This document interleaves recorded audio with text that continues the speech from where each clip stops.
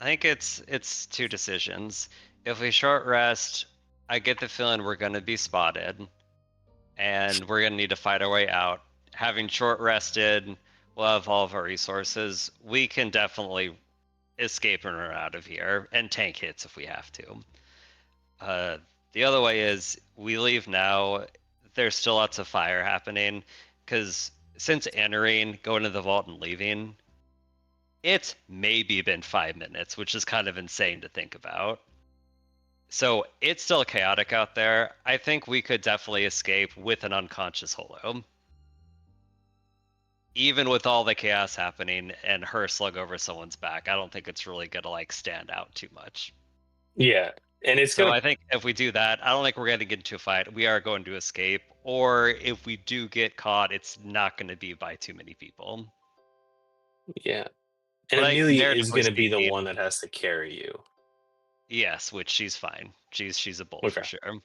Narratively Okay. speaking, it's interesting to think because if your teammate goes down and like she was on death's door, is that enough reason to stay and heal or leave? I don't know if it actually plays. Never mind. It would be more heartless to leave Holo and have her wake up on her own while you guys bail. But I don't think that'll happen. Oh yeah, I mean, I would never advocate. Yeah, I'm not leaving Holo. Yeah, that wouldn't be an option. I So am I voting guess for running and Holo unconscious and we risk it. I'm leaning that way as well. how Okay, about you, Kevin? I can get behind that. Will Basil be hiding in the music box? Yeah, with his current state, yeah, he'll probably disappear into the music box, and ideally one of you will carry him. We also have Allura waiting at the gate. So if we get to her and there's people chasing us, she's probably going to help us. Yes, there is that. The Maybe. North Gate. You know what? I'm Actually, going to bank on her helping us. Basil will not be in the music box. He'll just be running along with you guys. This was the beef with Laura. I'm just kidding. Now it'll be easier to talk our way out of it if Basil's the one. That is How true. how tall was the sorcerer with the sun spear and necklace? So like 6'3". Oh shit, never mind. Are you thinking of taking his clothes? Aren't you a dwergar? Well, no, that's why I was thinking if he wasn't like if he was like 5'10", or if he was like on the shorter-ish side, I could potentially disguise myself as him. I mean, I have his actual spear and necklace, so like potentially, but I can't do 6'3". Shit, Basil could. How tall is Basil? 5'9". Close enough. Oh, Yeah. here I'm picturing Basil like Benedict Cumberbatch. Nope, he's average for the time. Okay. Very lanky. But all right, I mean, I could just I can don the clothes of a halfling or something. We were like halflings or I was a halfling when we came in. I think it was me and Basil who did the distraction to be like, oh, fire's on the other side, so potentially.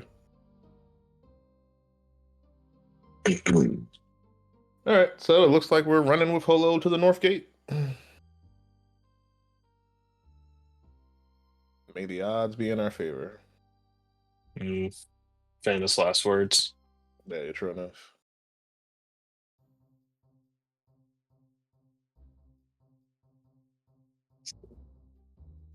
Sounds good. So how are you guys exiting here? You're gonna go back the way you came, or Yep. Let's have Um, Kabi lead the way and like just sneak and poke his head out. Um, so we'll take a look inside the room down below first to make sure that's empty. And then the way we came in, Kabi will go back to street level and just quickly poke his head out. If I could potentially attempt to, before we leave, just like, again, make it look like they had a fight with the creature, and then that is the thing that killed them. Just try to Yeah. set it up a bit more. Yeah. That's fair.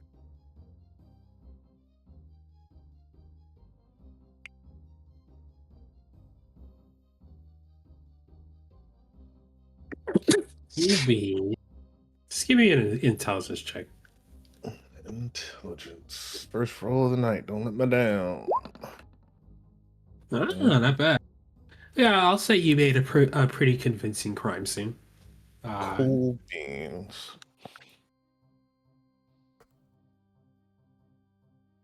We'll say that did take like 7-ish minutes, though. 10 minutes. Yeah, I don't know why I'm well, doing okay. weird numbers. So that took 10 minutes, and Holo's like just coming around. She is probably just stirring. Okay, so then that works out perfectly. Boom.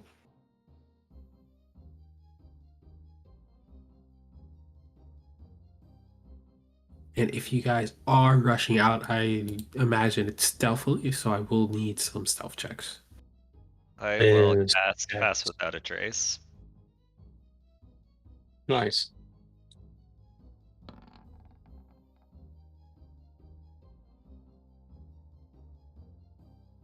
Jesus. Stealth for Amelia.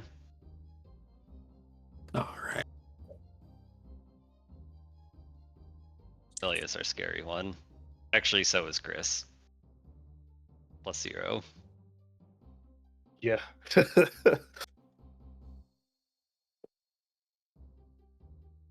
Let me change that thing. Does the garter snake need to? Actually, no. The garter snake with Laura, right? No, Bobble. I'm pretty sure the garden snake is still wrapped around Basil's leg or something. Correct. Isn't that adorable? Alright, so +10 to all those checks. Yeah, so you guys are pretty. You know find your way through the familiar corridors, passing by the hall, making your way through the fakish sewer, and climbing up, pushing away the barrel. As you guys enter out into the city, you can still see it is chaos. The fire has probably spread a bit further than you all expected. There are huge plumes of smoke. You can hear the chatter of people getting kind of frantic, running around, or guards, or townsfolk who are acting as guards, barking out orders. Like get the water, get to the gate, so forth, so forth. What's your move from here? Are you going to the north or the east gate? Actually, Kavi's gonna just kind of quickly look at Thal and just go, Thal, can you make fires?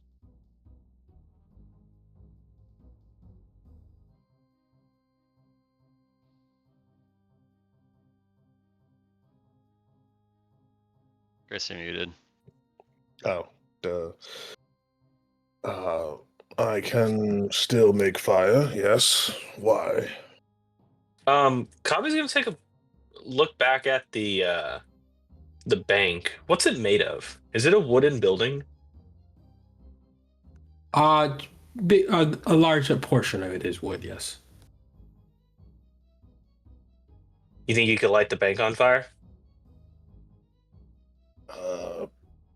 Potentially, but what would be the point?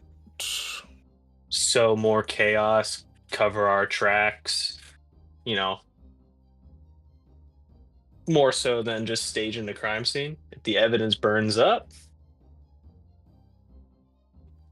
Yes, but then the question would beg, mostly the fires have been outer regions. If we burn the bank down, that would suggest a more infiltration-based attack, would it not? eh, I I see where you're going there. I just thought it'd be interesting, smart to pull their eyes a different direction while we bolt. It's not a bad idea, but I think for this time, enough chaos is going. However, if we run into any trouble, I can always light up a building. Damn, I really wish I knew how to start fires. That'd be fun. That's it for Kabi. I was just throwing that out there.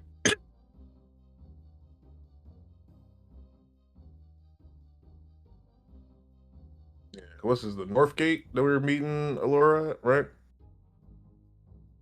That's where she said she was gonna be, Yeah, so which I is guess we'll where start Holo would like to also be.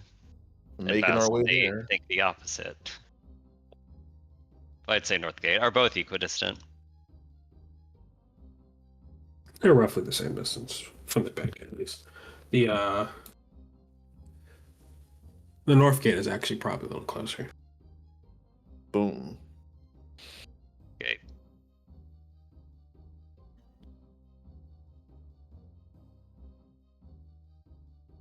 There any guards at the north gate?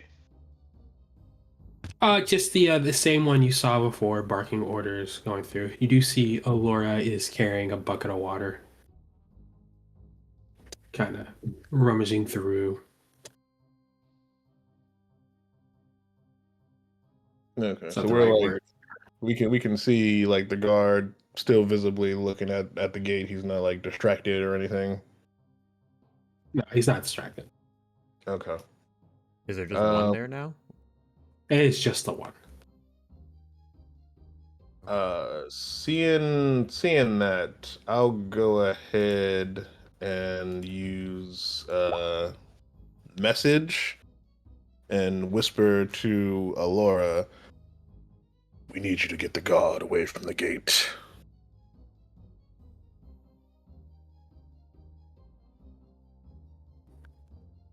You can kind of see her pause for a second. She's walking past the guard, bucket of water in hand. She turns quickly around and goes, "Oh, I seem to have forgot," and then drops the bucket over his head. It's the cue. Yeah, I guess we'll start moving.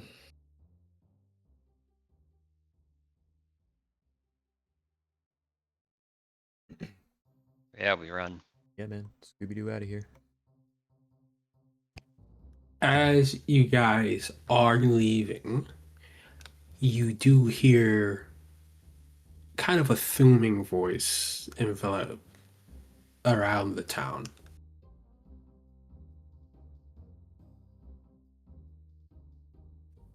I'm sure you can all guess whose it is.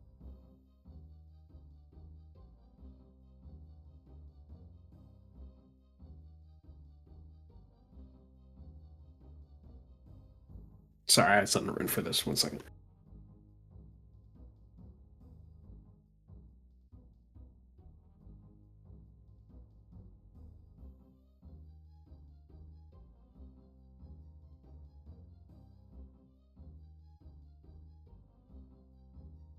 Fuck it, we ball. So you do hear a booming voice kind of boom throughout the town, and as you turn your head back, you do see a figure, two figures actually, floating up in the sky of the town. If you give me a perception check, you'll be able to hear what he's saying. But if you fail it, obviously you don't really understand.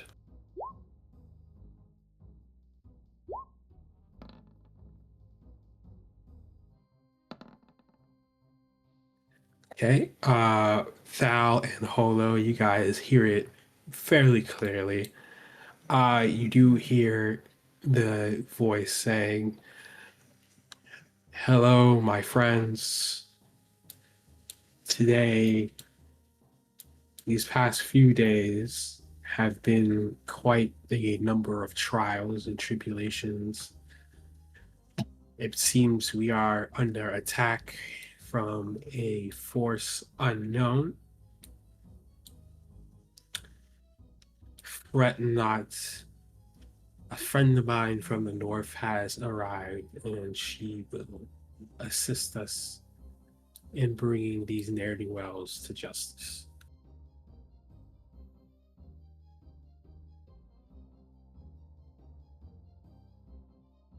You said a friend from where? from the north. From the north.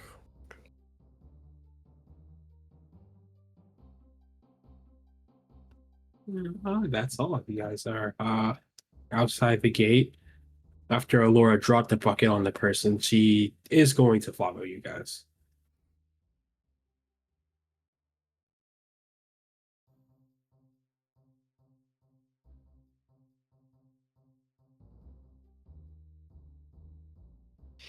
I mean, I guess we will probably go until we're like relatively safe distance away. Are we taking Alora the full way, or I guess I'll leave that to Holo. Oh no, partway through, Basil will actually insist before we lead her anywhere further. Like we'll get into like safety in the forest or whatever, some kind of cover. But he's not gonna allow us to take her all the way to the quarry.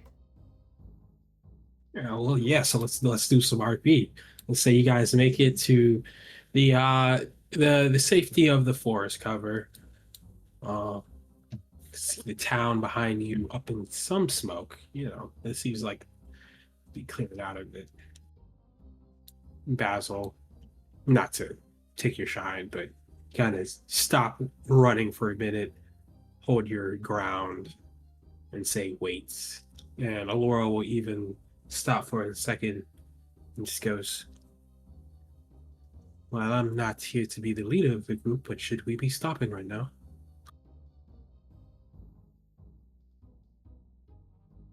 Yes. What is it, Basil? Are we sure we should be leading her to?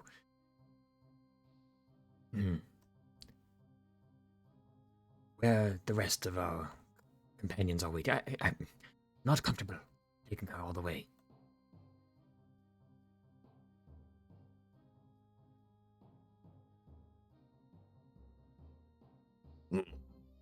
Understandable. Well, she did assist in helping with the diversion as well as getting us out of the town.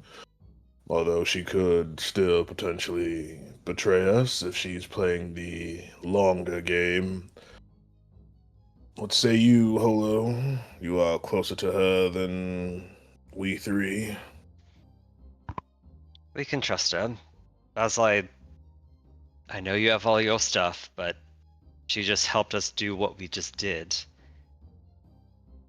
And I think at the very least we can trust her as far as that goes. And hypothetically, if your worries are true and Allura was part of the enemy knows where we're already at. I don't think there's any risk either way, and I do not think there's risk at all. We can trust her.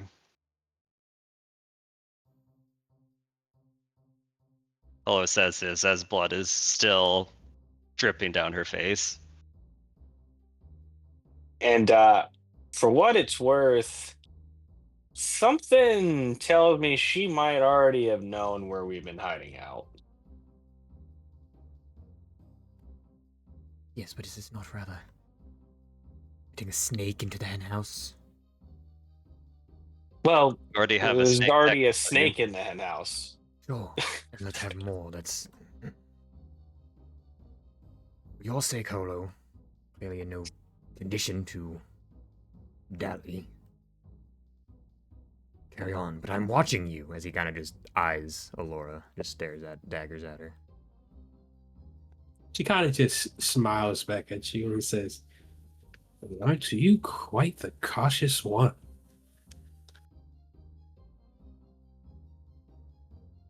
Well, if it makes you all feel better, it is wise not to trust someone, no matter how much they've helped you.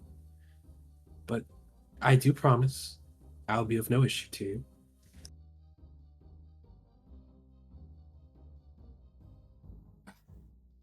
Well, let's continue on.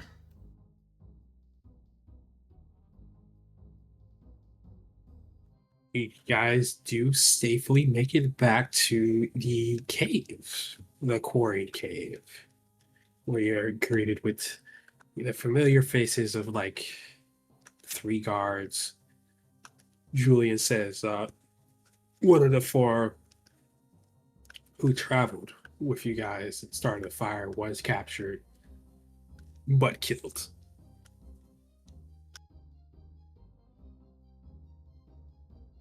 And we need to make sure that his sacrifice was necessary. Whatever things we found here, Caius was surely looking for one of them. And now that we have it, it might be a means to get him out of hiding.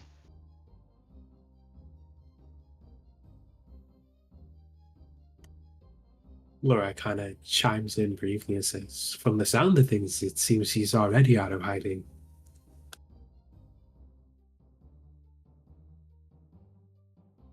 Yeah. He announced to the village that someone from the north was helping them. And we did kill 2 of theirs. Sorry, retcon that. Holo does not know that. So yeah, if he's out, I guess the next thing is to try to find him. And well, Amelia had words and potentially a sword for him, I believe. Really kind of chuckles a bit. Definitely a sword.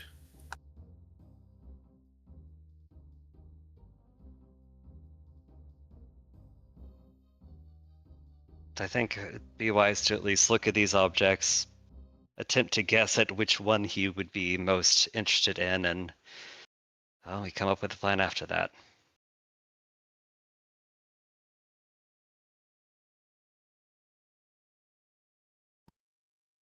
Sounds fair. Sounds fair. Oof, this is a very dire situation indeed, but I can't help but feel a little excited. What exactly is exciting about all this?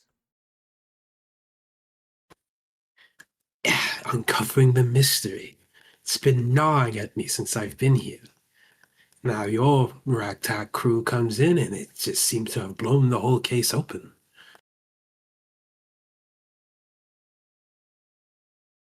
Is that all there is, Allura? Just you being mischievous? Surely there's something else you want from all of this. Well, I told you my desire, Solo. Unless you don't believe me. Which would be fair. We've only known each other so long. I think for the benefit of the group, it might be good for them to know as well. So you did not share with them? I was not sure how to approach it. Well, well, well. I suppose that does add to the suspicion of me then. Very well. How do we do this? A formal introduction? She does kind of take a seat on, one of the loose, larger rocks and says, "Hello, everyone. My name is Alora. Wanti name, you are Zhao. You did tell them I was a Wanti at the very least, correct?" Yes, I did. Perfect. Excellent. And I'm sure you all know one of my compatriots, Monty. Yeah, quite familiar with him. Helped him break out of a jail of sorts. Wonderful. You see, me and Monty are from the same brood, a little safe haven for us Wanti. As a Kabod, I'm sure you understand why it's a safe haven. Uh, and I, being the most human passing of the bunch, have taken the task upon myself to get allies for our brood so that we might be protected in this wild world.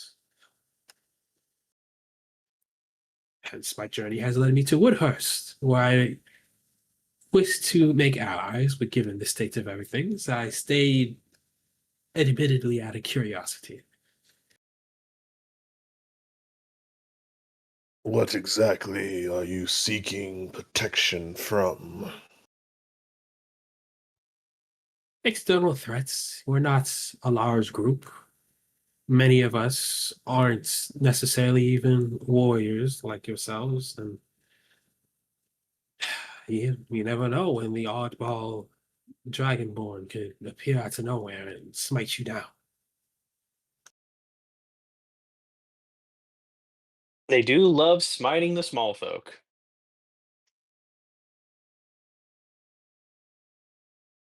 So the help you require for your brood is not so much a short-term kill someone and be done with it. It is more long-term. Exactly. Exactly. I tried my hands at aligning with some goblins who seem to fall in order under yeah, a hobgoblin, but from what I hear, you all met with him and things fell apart, which is fine. Which is fine because things didn't seem to work out between me and him, anyways.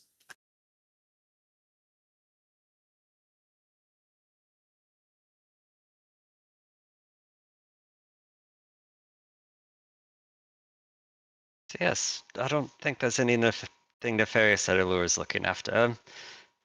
Unfortunately, we might have made a mess of this village for your people, or so I'm. Apologies if things don't work out here to find allies. The quest continues nonetheless. It's fine. Besides, I've stayed here merely out of curiosity, as I said before. Well, if you help us, deal with Caius and, you know, help us find Miss Penelope, perhaps Amelia and Penelope would be able to help out your brood. We also have a few connections still in Moorbury if you're up to travel back. Ooh, Moorbury. I do think I've passed through there once. It seems quite large. I didn't think anyone would give me time of day, but if you have connections, it's not bad. I'm sure we could find a way to write you an introductory letter. But that's not even the juicy things I care about, to be honest. I will assist you all, but I'm more curious about each one of you. I'll help just for that information, if anything else.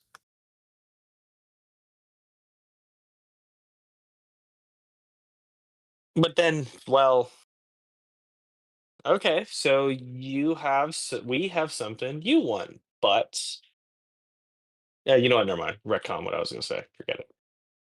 Like, for instance, you're a kobold. Your scale color is very different from the ones that I've seen around these parts.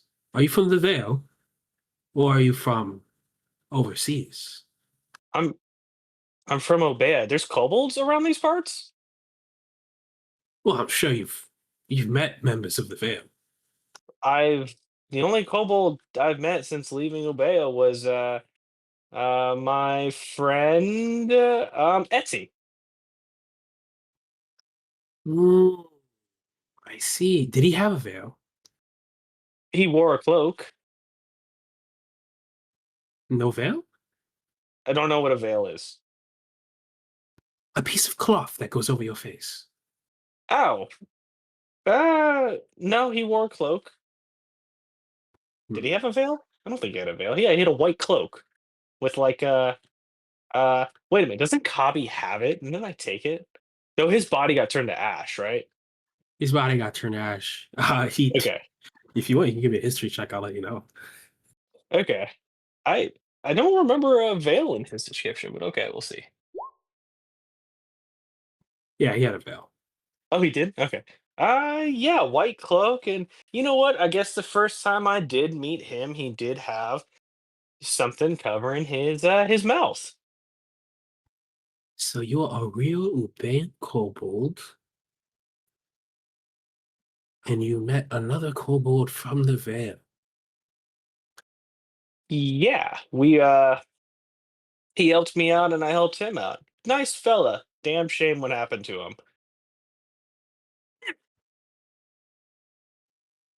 Very interesting. And you, You're one of those deep dwarfs. Indeed, I am. I believe we've talked a little before, so I can recall you're not very privy on giving out all your information. Perhaps now that you trust me just a little bit more, I could squeeze something out of you. Depends on the question. Your home, what's it like where you hail?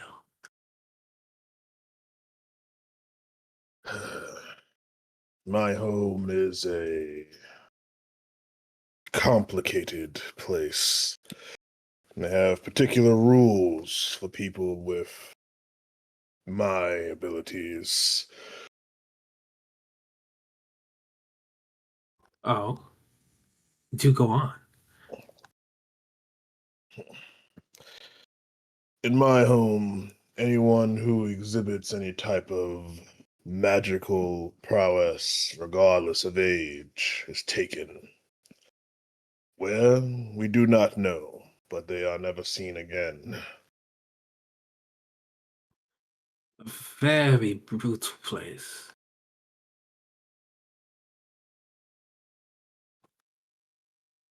I'm assuming you're not willing to share any more than that just yet.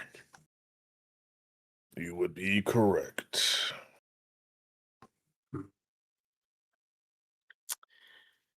And then there's you.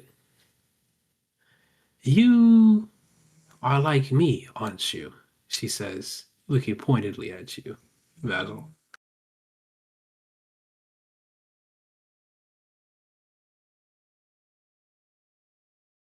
I'm not entirely sure I would put it that way.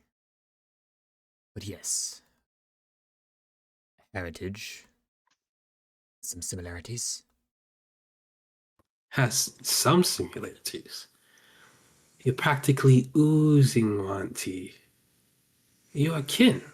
I'm sure about it.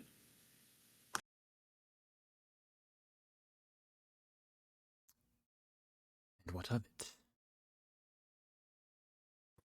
You just seem so agitated. Are you from the islands?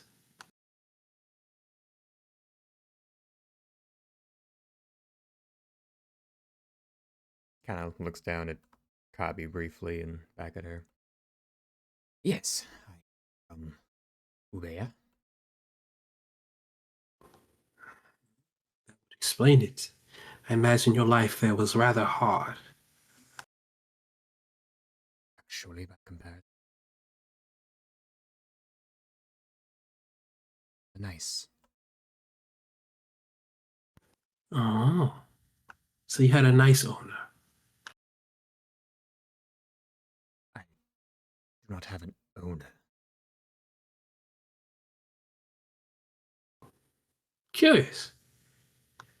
I was led to believe that most of you all were taken as slaves and servants and used at a whim by the dragonborns of the island. Am I incorrect in that? You are not. That does tend to be the case for any. See? I proudly serve House Baracus of my own will. Proudly. Kinda straightens his back up a bit, lifts his chin. Yes, quite proudly. That's very interesting. That's very interesting indeed. Hello, how come you kept this from me? Well, I know why you kept it from me. I'm just giving you a hard time. I play the role of mediator in many a conflict. I did not wish to share a story that was not mine. Makes sense, makes sense. Forgive me for saying this, your friend does seem rather uncomfortable. He has his reasons. I'm sure he does. I'm sure we all do. Well, that'll suffice for now. I will help you. I can't necessarily say I will be a front-facing combatant, but I will assist you in any way that I can. Thank you all for obliging me. Especially you, and she kind of looks at you again, Basil.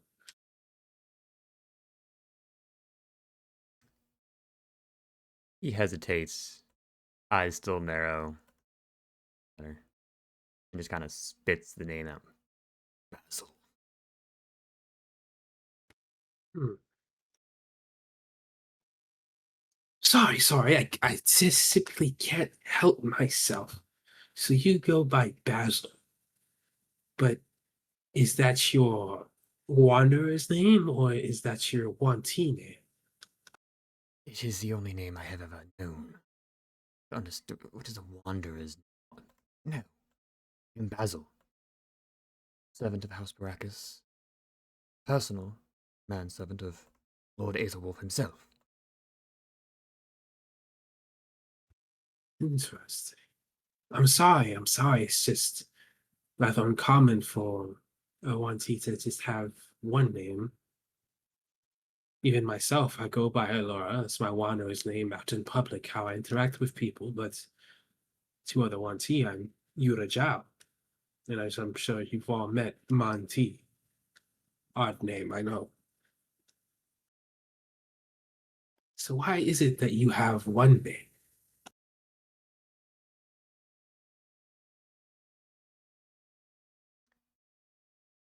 Basil's clearly getting just a little annoyed by these questions. Kind of huffs a little bit. Well, you must know it is the only one I've ever known. I was raised by the House Baracus. From infancy. I've never known anything else. I was not raised among Monty, and nor would I have wanted to be. Our kind are monsters. The world would be better without us. You all can see that her face is like glowing with excitement. She has like a huge smile, her eyes are wide open, and she will probably continue to ask a lot of questions if someone doesn't stop her.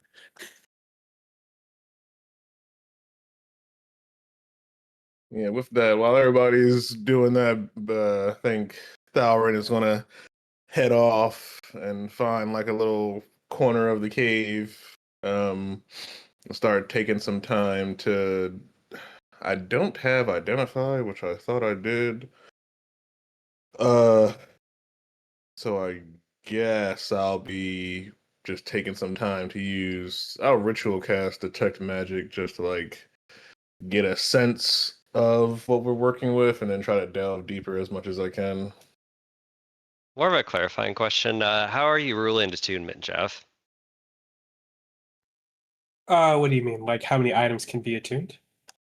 If we find a magic item and we're discovering its magical stuff in order to use it, there's the identify spell, but a lot of tables, they'll either do that or they'll say you need a short rest or you'll need a long rest to discover the essence of the item in order to use it. How do you think you'll rule it here? I'll go with at the very least you need a. This is a curious question, actually. Sorry, because now I'm thinking of stuff in my head that's open. I'm gonna go with short rest for now. Okay. Typically, which what is typical and what is not, it depends on the table. But the point of having identify is if you want to use it in that moment immediately because the situation calls for it.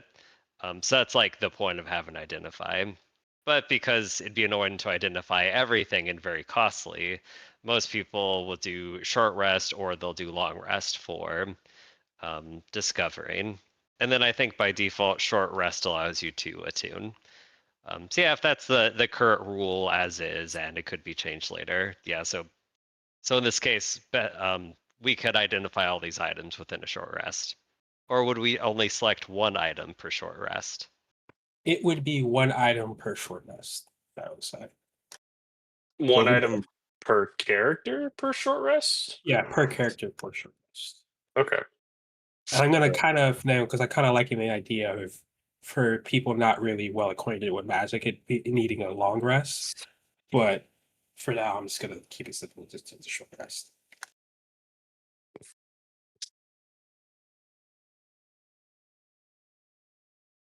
So yeah, then I guess while Sal goes off to research his, Basil begrudgingly speaks to Allura.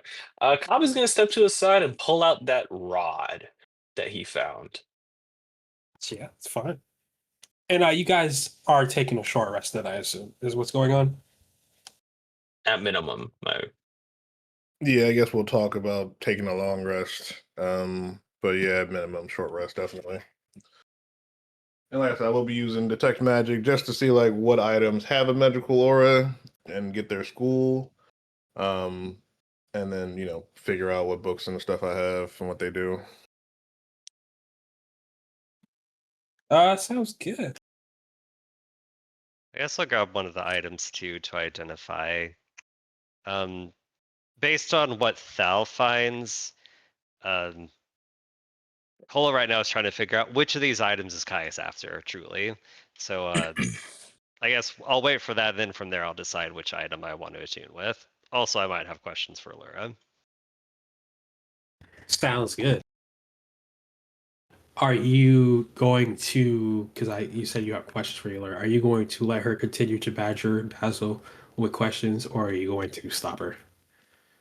Polo will cut in as because she could tell Basil's annoyed, and yeah, Okay, as it means to show like whole like I trust Allura, but like we're comrades. I'm not gonna just sell you out here.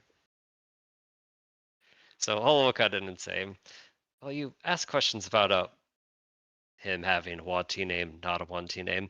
Where did you get your Wanti name? How is a Wanti name given exactly?"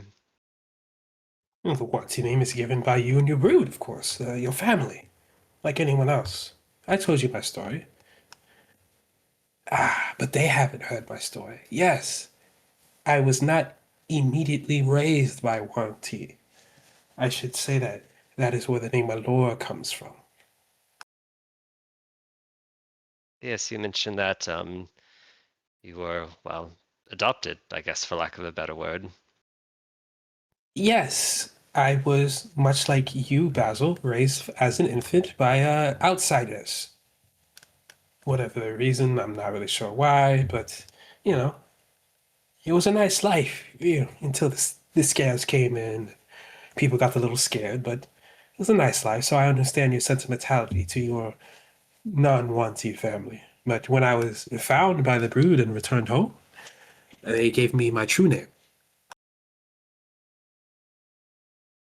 I see, so it's something you can get later, just given by other Wanti, generally speaking. Yes, your brood, your family.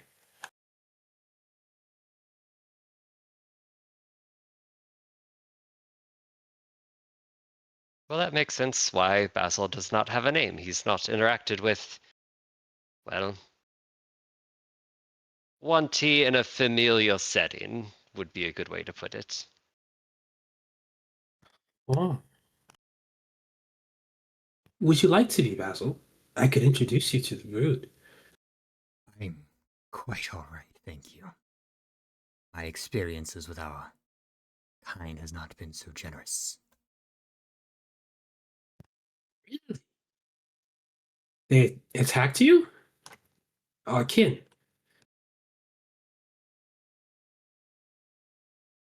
Is it because of your human passingness? I know one T like us are rather unique. I do not know why they took me. Be accompanying my master on a mission. They took me for days, tortured me. Was indeed Master Aethelwolf, his dragonborn companions that rescued me. Mm, I see. captured you and they tortured you. It's strange. Why would that be? She thinks to herself rather deeply. I do not care why. I learned everything I needed to know. I suppose there are bad apples everywhere you go in the world. I'm sorry to hear about your experience.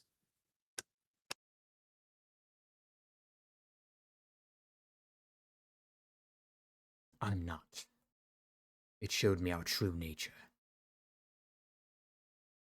Not true nature. Yes, And what would that be? cruel, evil, unclean. Unclean. You are a curious sort, aren't you? And she is still just beaming with interest.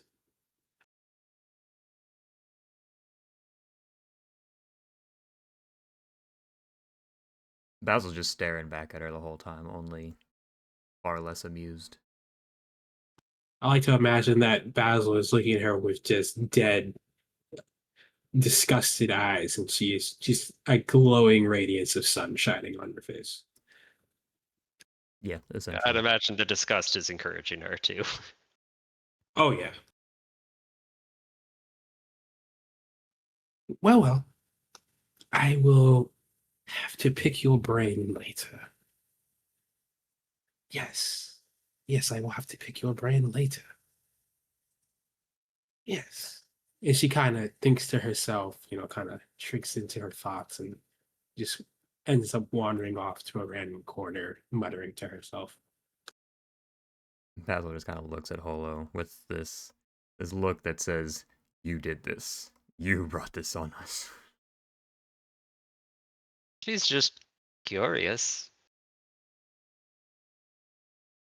It's a bit like calling the kettle black or whatever.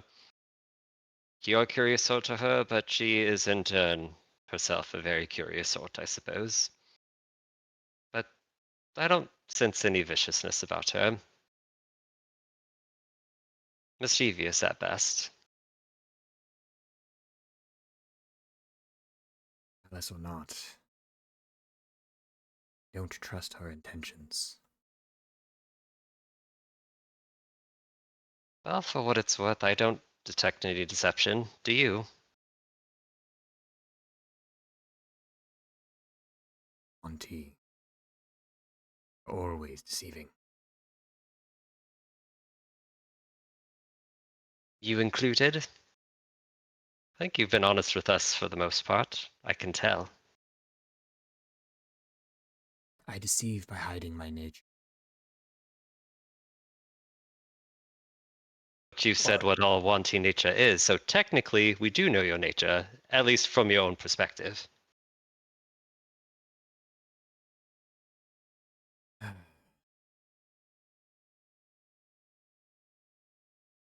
tired. I'm going over here now.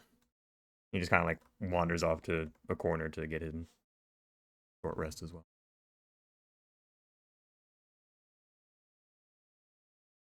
Polo lets him go. So while we enter short rest mode, what is everyone doing? I know, Chris, you are going to detect magic on some items before you decide what you want to look into. Uh, Zach, you said you are interested in the rod. Basil, Polo. I don't know why I used your character names, say your real names. What are you guys doing?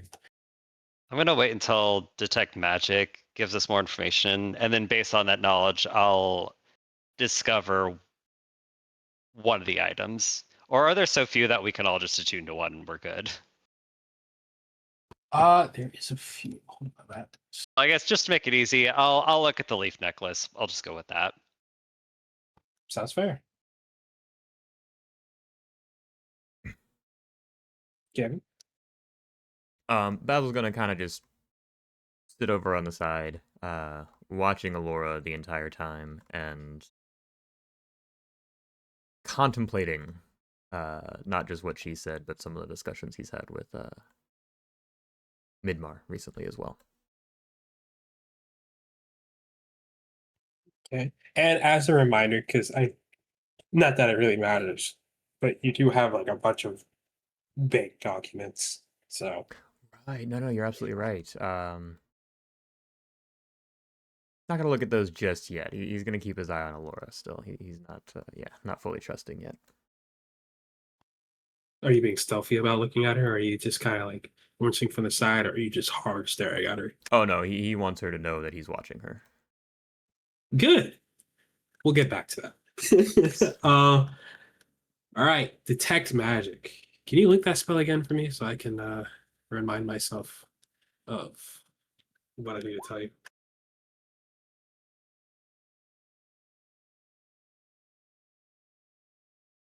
Cool. So what I have for items in your possession, thou are 6 scrolls in total, 3 from each location, uh, a pearl, a box. You have a lock box that you have not yet opened. Uh,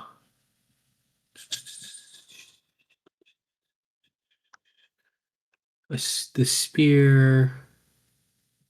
Jesus Christ, I wrote way too much stuff. The necklace of the sun, the green orb, the other green orb, and then the dim orb. Yes, and then a bunch of tomes. All right. Uh, and then the leaf necklace. Oh, but Kabi has that. So I'm assuming you're taking that from Kabi. Or did you mean to take something specifically from Tao? Hold on. Take what from Thal? Did you mean to specifically take a magic item from Thao, or are you taking the leaf necklace from Kabi? Like that's what you for sure want. Yeah, I'll just look at the leaf necklace. Yeah. Sounds good. So, Thal, as you're looking through, as you look down, you can see various spells, the scrolls. You can just read those. I don't need to describe that. You have. I have to look at the schools of magic to remind myself about this. Sorry, fellas.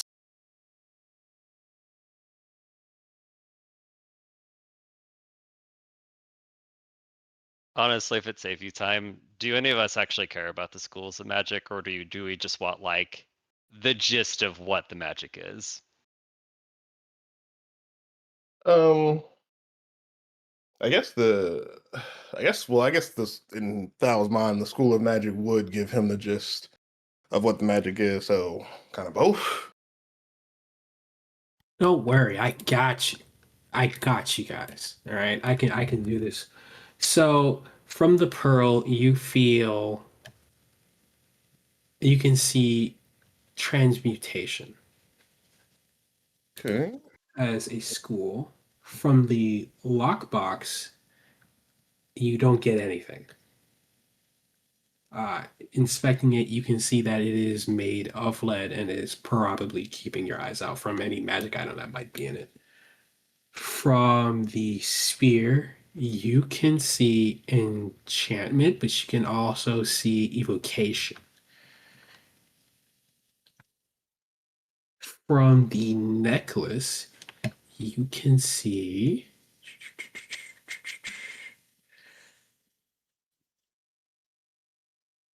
Oh, sorry. For the spirit, it would be conjuration and evocation. From the necklace, you can see. I'll say, yeah, I'll say transmutation. Transmutation from from the necklace, you said? Yeah, this is the sun necklace. And then from the 2 green orbs, one that was blinking now faded of power, but from the one that's alive, you can see illusion. Ooh. Okay. And from the dead orb, the dim orb, it is very faint, but you can feel enchantment. Or see, it's from the School of Enchantment. From the leaf necklace that Holo is holding,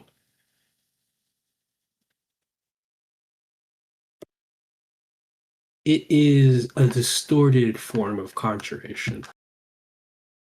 Uh,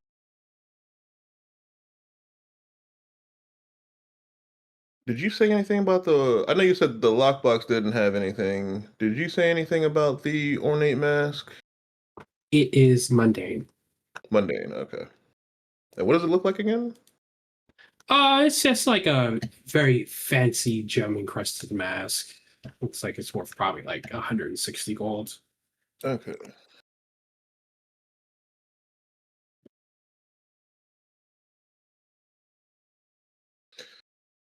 Um. Yes. After realizing that there's no magical locks on the lockbox, uh, Thauron will call over Kabi.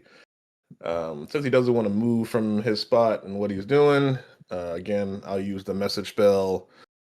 Kabi, if you wouldn't mind coming over here, I have something for you to open.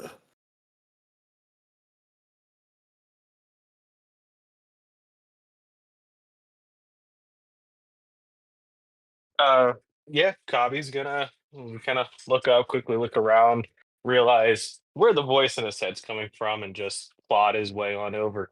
And I'm just kind of swinging the rod in my hand. You're swinging it? Yeah, just kind of swinging it Interesting. very casually. look up to that rod. And then I'll plop down next to Sal and kind of hold my hand out for the box. As you're swinging the rod around, you can kind of Mm. feel your fingers slide over a small button that kind of clicks, and you find yourself stuck in place for a second, as it seems the rod is preventing you from moving forward. You can move your feet and stuff, but it seems like the rod isn't moving with you. My God. Hell yeah, brother. Great. Can't wait for us to have it and then never use it. Hilarious. That's funny. I'm gonna kind of then just and just try to pull the rod along with me. Yeah. You can give me a strength check.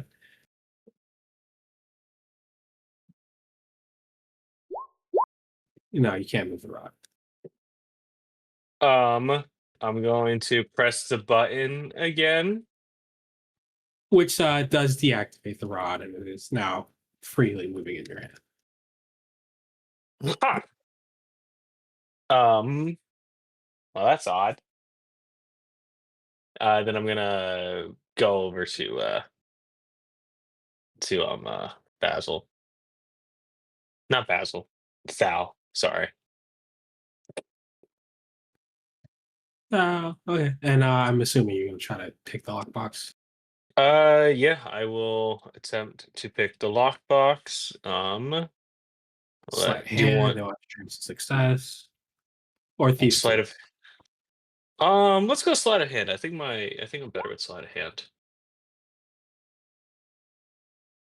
Yeah, as I expected. Yeah, you open the box, no problem. Oh. What you guys see in it, foul from your detect well, first description. What you see is a shard of that black stone that you guys have run into recently. This looks like a larger, sharper piece of it tied to a hilt by some thread, almost as if trying to fashion this object into a dagger.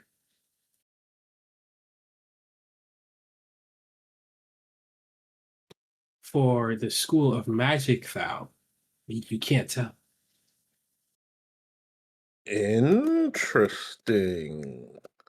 You get the sense that there is magic surrounding this object, but you don't know to what end.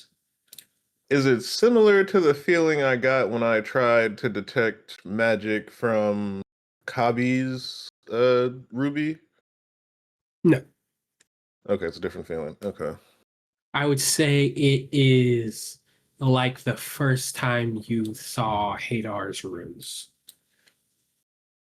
Interesting. So, if I was to move like the my first orb, if I was to put that near it, does it like glow or does it have any reaction to it? No reaction.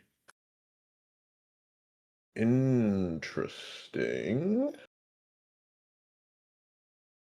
So the orb's not glowing anymore. It you can see, and I probably should have said it sooner, that it is like a slow, like it's like an even beat with your other orb. They're both seemingly resonating to each other. Okay. So it's resonating with the dim orb. No, with your broken one. Oh, with the broken. Okay. Okay. So the active one is resonating with the broken one. Okay. Yes. All right. Okay. Okay. Uh, and what were? Did you tell me the scrolls? Did I miss that? I did not tell you what the scrolls were. I can tell you what scrolls you have. You have a scroll of Shatter, a scroll of Crown of Badness, and a scroll of Misty Step. Those were the three scrolls that you found behind the strange door. And the three scrolls you got from the vault are a scroll of Maximilian's Earthen Grasp, Non Detection, and Detect Thoughts. Non-detection and detect thoughts. Alrighty then.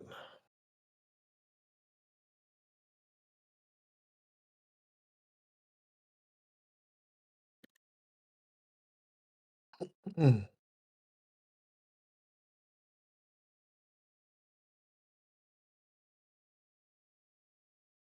Hopefully, I'm not giving you too many scrolls. Yeah. So I guess you're going to pick an object you wish to linger on. Kabi, you kind of figured out what your object does already, so I don't know if you want a different one or not. This one doesn't need attunement, anyways.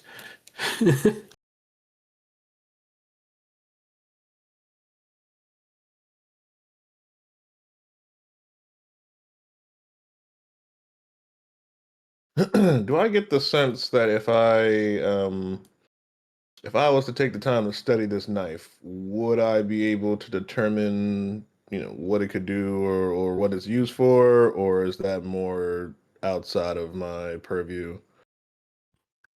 I think if you studied a knife and beat a DC 10 Arcana check, I can let you know exactly what it does, but that will use up your item studying for the short rest. Okay, I'll do that.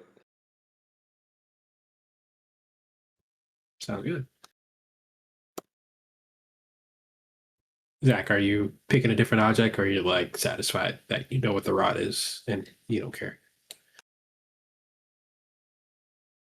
Um. What other object could I pick up?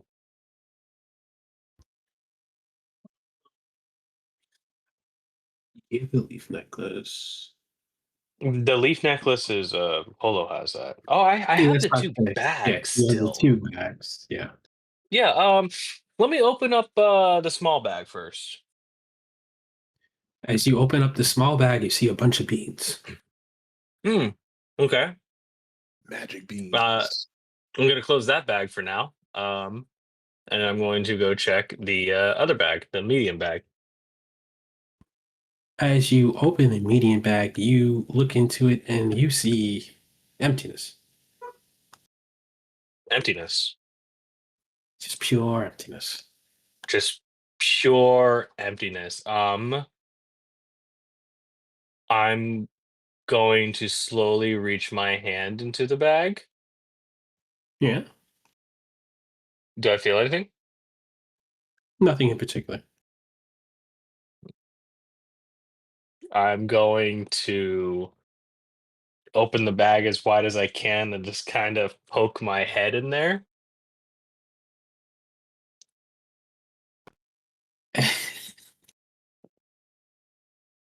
Hold on, here is something.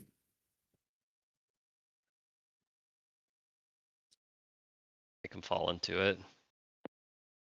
I'm not going to fall into it. I'm just poking my head in there a little bit. He trips. When you look into the bag, you see what is a surprisingly huge room, almost. A room. Yes, but it's What does the empty. room look like? Oh my It's god, just can we just say it's a bag of holding, please? Please. Yeah, it's a bag. Okay. It's a bag of holding. Okay, alrighty. Cool. Then I'll then I will start. I'll take a minute to, or I'll take my time to check out the beans. They're beans. They're just beans. I mean, yeah, Should as far I? as you know. Oh, okay. Um, what if I try to eat? Should I eat the beans, guys?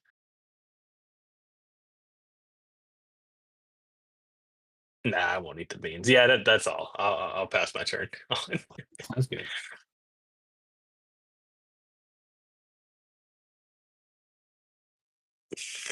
Okay, hold up. The object that you study is a leaf necklace. You are particularly drawn to this object. As you kind of study it over it, you can feel a similarity to your own druidic magics, as there seems to be what half the spirit of just a genuine spider, like a small spider, regular ass spider, just tied to it. As you take the object and you study a bit, you can see this is a druidic artifact that assists you with wild shape. It seems that you can take the form of specifically this spider once a day, and the can stay in that form for hours equal to your druid level, unless you dispel it early, obviously. And that your proficiency bonus is doubled when making a stealth check in this form. And this transformation of this spider it does not use up a wild shape cast.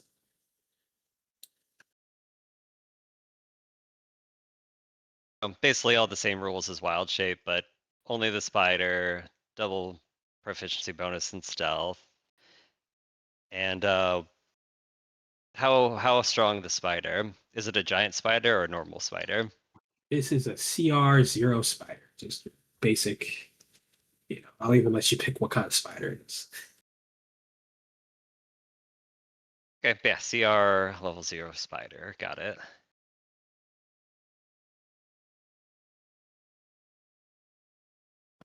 Since you just in case you need to look through it again, there might be grammatical errors in there. I don't know.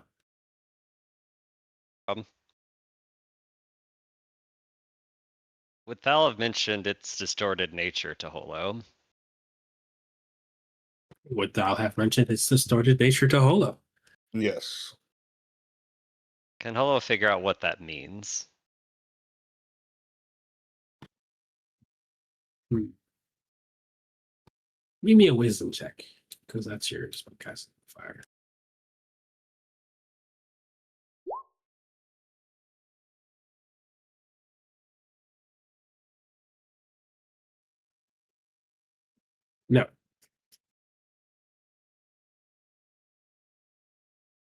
So if it that's might being- be an extra, it might be a spicy magic item, but good enough to use.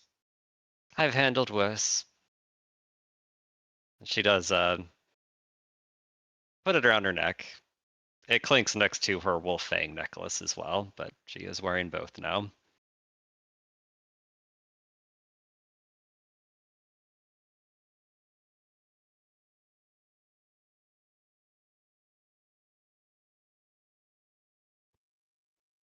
And you are studying the knife thou, or what looks like a knife. As you kind of study the knife, you kind of play around with it, poke at it, stab at it. You can hear whispers from it. As if as you attack it, it does some whispering things. You get the understanding that if you were to attack a person with it, the whispers would probably distract the enemy for a little bit. And you get the idea that being struck by this knife will probably affect someone's psyche to an extent.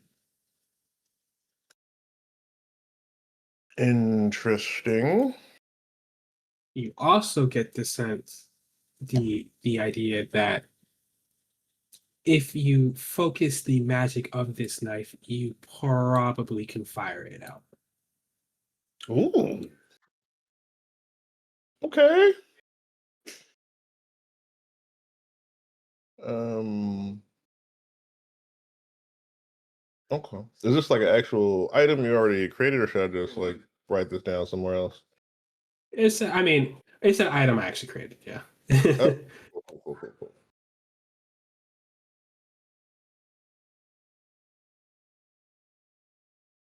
Yeah, I guess I don't really need to be cryptic. I can just send you what it does.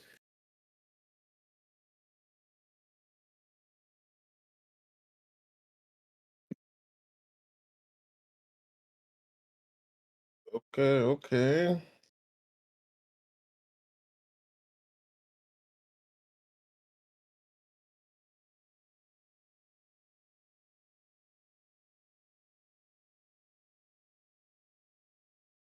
Interesting.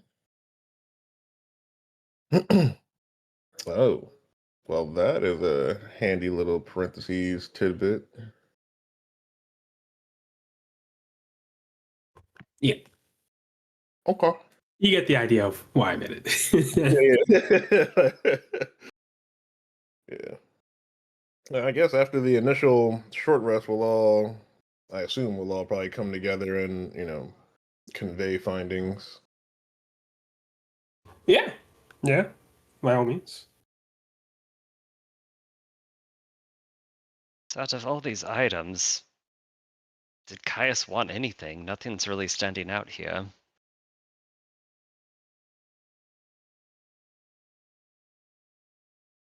Yes. The most interesting thing so far seems to be this makeshift dagger. I haven't had time to study the dim orb, but there's a potential that that may also have some secrets to it that I have not unlocked. If it's anything Um, like the last orb, it holds much knowledge, which knowledge is power in many circles. Maybe it's that. Potentially. Speaking of this dagger, it is, well, rather interesting. It seems to have some type of psychic ability. If a creature is struck by it, it seems to almost infest their minds with magic, causing a bit of confusion. Apparently, it can also be fired once a day. Uh, it acts similar to one of my spells, where the attack cannot miss. It tracks its target. I suppose that's unsurprising, seeing that it's that similarly. Is it the kind of the black stone that we've been finding in other places? Yes. Well, that tracks it. These mind-altering capabilities that these stones have. Makes sense that a stone dagger would have something similar. But do you think that's what he was looking for, Caius? These black stones keep on popping up everywhere. First, it was at the mansion where you found the two of them. That cave in particular was also extremely strange, where they got the stones from. And now we have one fashioned into a dagger. Clearly, to some degree, these hold weight in this town, although I'm not sure why exactly, nor why that particular stone that you found merged with Kabi's unusual gem. I will say that this is no arcane magic. This is something else.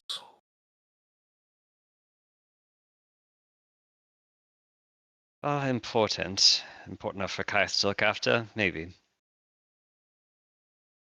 Did you figure out what was causing your orb to vibrate?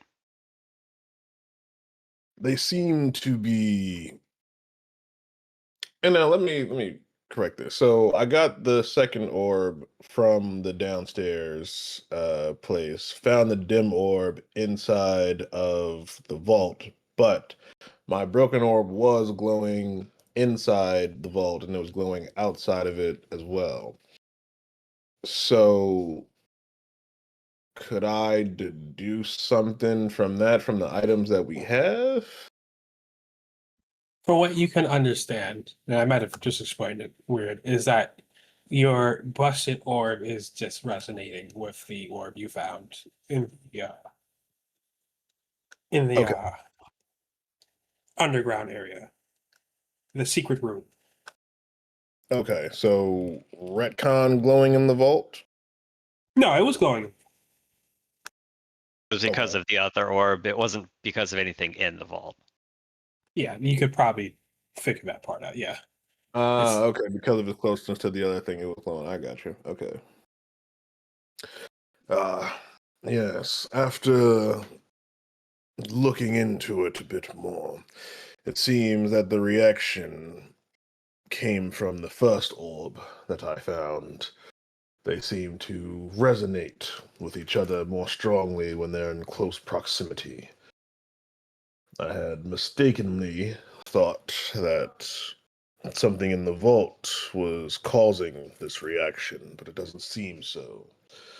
However, I do believe that anything of value in there that could be found in that situation, barring any secret that might have been hidden, we found all that was there.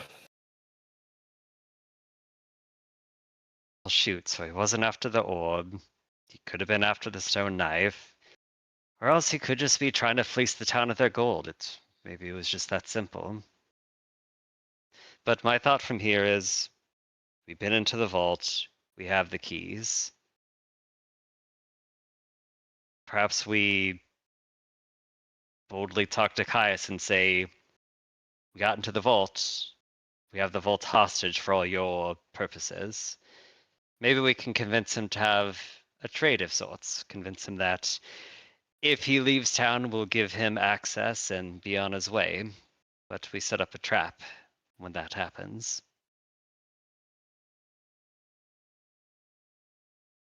Ransom the vault in a way. Potentially a good plan. The only hiccups I see so far would be the reinforcements that he spoke of when we were leaving, as well as the group of orcs that are coming this way. They may be one and the same, or they may be two different obstacles that are merging on the city. Hobby does interject at this point and just ask, why was there a bag of beans in the vault?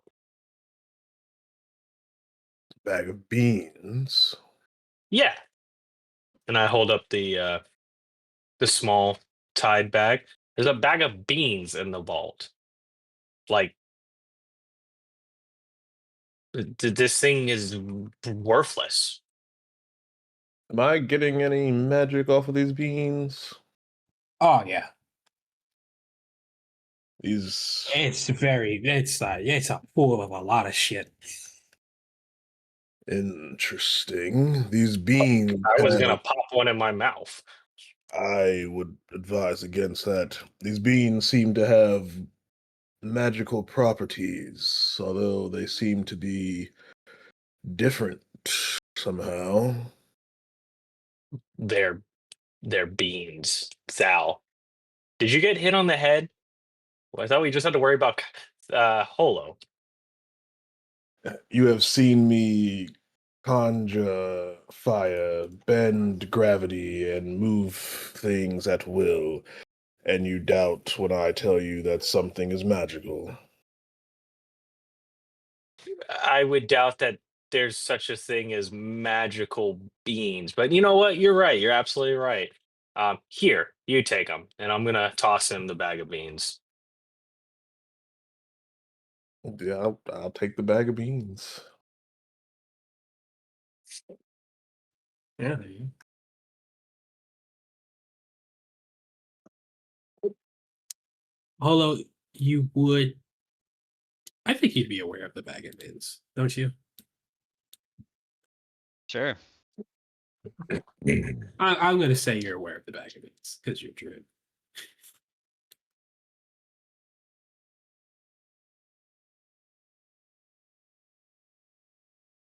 Then Holo would go on to explain.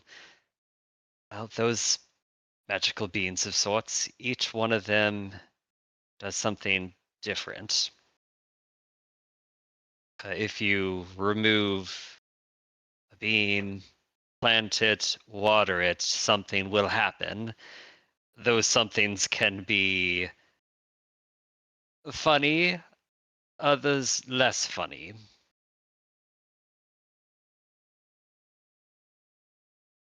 Could be a geyser of berry juice, or it could be monsters that will attack you and try to bite off your face. Good for They're distractions, I suppose. they're beans. You're what? Kabi is Magic not bean. understanding. Magic. Do you know what magic is, Cobby? Yeah, it's fireballs and flying and foul, weird hand motions.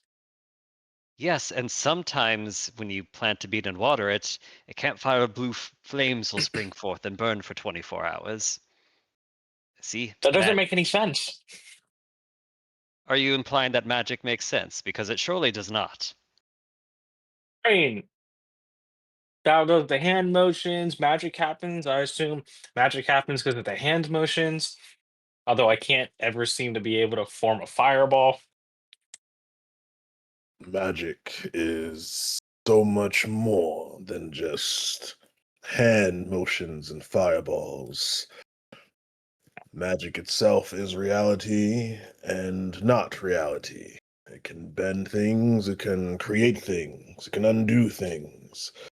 Magic is the essence of life. All right. Okay. So we've established the beans are magic. What are the odds this is what Caius wants? I would say unlikely. They're uncommon enough, certainly, but there's nothing really reality defining about them. Certainly not with tricking a whole town into trying to get into the vault. I think it's something else.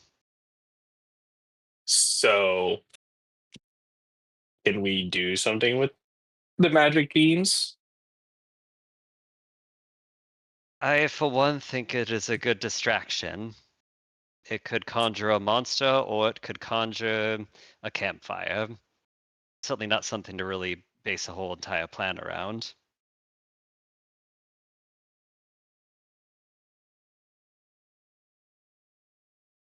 Well, then the mystery continues. It's definitely not this weird rod that just seems to float when you press a button. It could be the fathomless bag I found. Yeah, yes, that. You know what a bag of holding is. Yeah, if he brings out the bag, well, this is quite the prize, and Oh, most uncommon. well, hands off. Unless I'll trade you For that dagger you have there. You know, I'm something of a savant with a dagger. Kind of be a little wasted on a wizard, don't you think? I think we've already established that you are the last person that should be holding the black stones of any sort, especially while you're in possession of that ruby. Oh, right. Ah, damn. Well, actually, speaking of the ruby, according to your friend, Kabi is probably the best person to have this. He's already agreed to not do any experiments when we are not aware and in Basil's vicinity, haven't you, Kabi? yes, yes, Basil, you can trust me. Basil just kind of shrugs and shakes his head a bit, but submits. Very well, Kabi. You have yourself a trade. Aha! And he's going to toss Sal the bag holding. Yeah. Eagerly receive the dagger. He'll put it in his hands. He won't toss it. And he'll give him like the lowdown. This is how you would channel the energy into a beam. Be sure to avoid anyone of us. Uh, I have magic?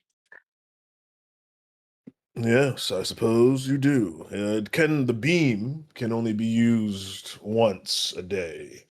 It needs time to recharge after its first use, but the effect of hitting a creature and causing these whispers to enter their mind to distract them, that is continuous. Thank you. Thank you, thank you, thank you. Yes. It is also a magical, well, obviously, it is a magical dagger, but it has an enhancement to where it will strike a bit harder than your normal daggers as well.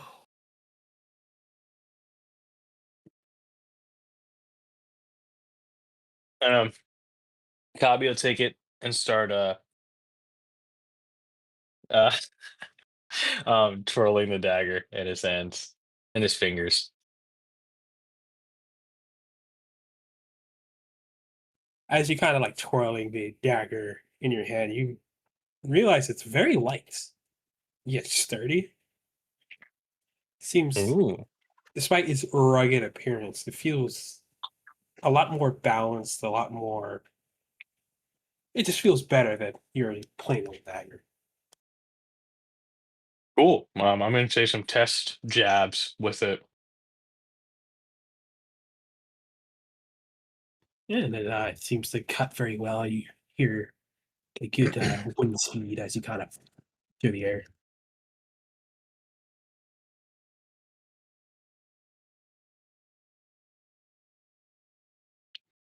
Well, we come to the crux of our conversation. What more is there to be done in this town? We have attempted the vault, and while we have all come away with some interesting items, we don't know precisely which one of these, if any of them, Caius wanted.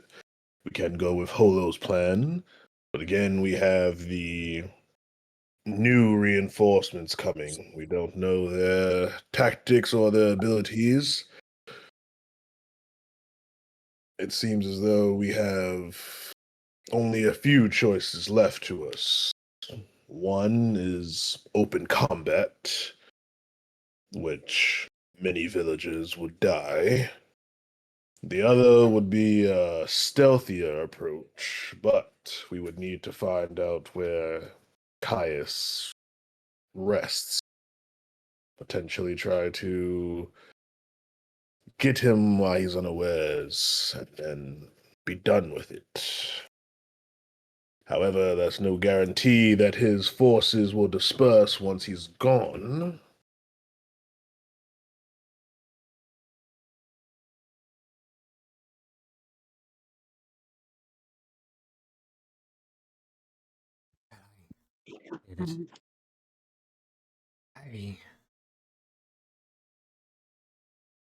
Perhaps Hollow's plan is no, one that seems to be the most wise. Kind of again winks at Hollow's name there. If we inform them, or specifically Caius, that we have the keys they are searching for, we could draw him out into a trap, as Hollow said. Would not have to search for him or stealth around the town. Would bring him to a place of our choosing.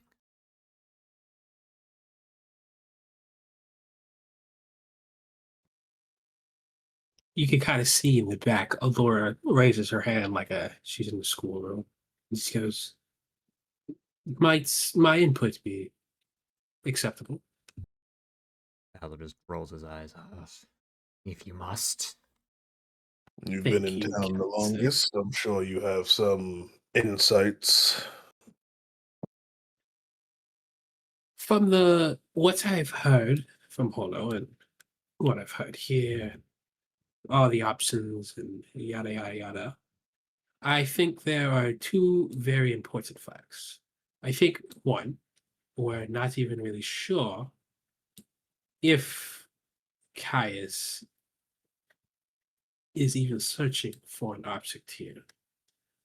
In all honesty, in my opinion, I think he's searching for what men always search for, these kind of heart places, powers, control. Now, whether he's searching for an object or simply looking for control is irrelevant. As you have all deduced, it seems they are not under mind control, right? Am I remembering that correctly? Yes, that's correct. We've hypothesized that they're merely more impressionable, easier to influence with the right words, with the right charisma.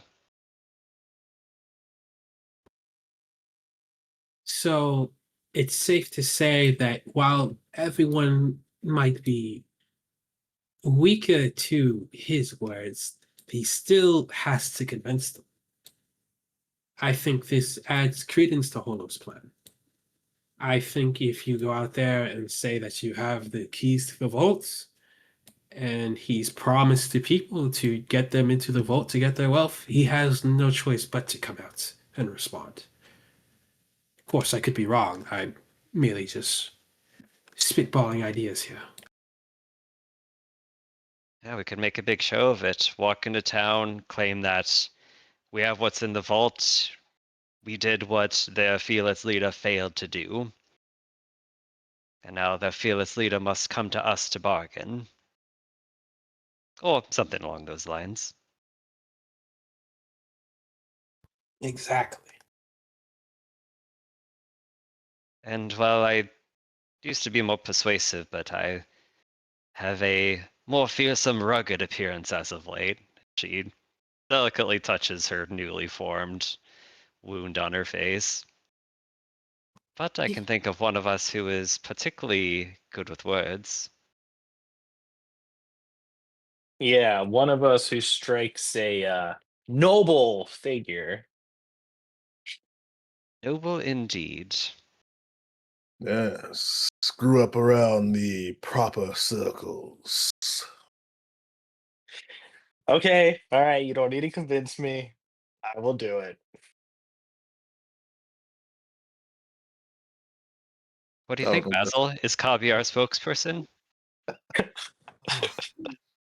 help us. I'm just kidding, Basil. It's definitely you. Yeah, You what have that voice of I'm disappointed in everybody around me at all times. See, perfect.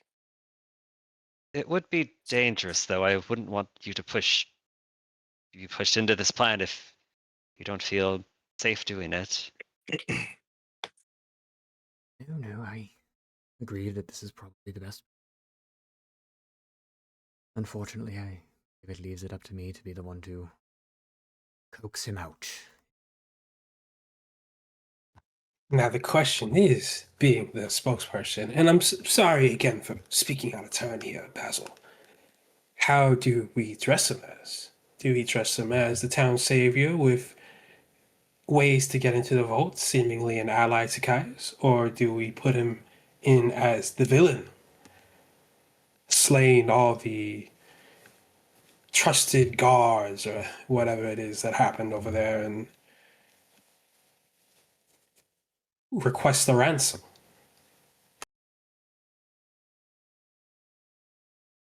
If it were up to me, it would most certainly be a ransom situation, I believe. It's far too So late you- for us to play friends here.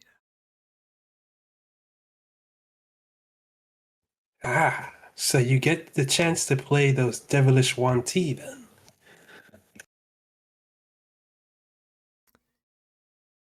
I've been convinced of late that, again, glancing at his party members, there are times where it might be necessary.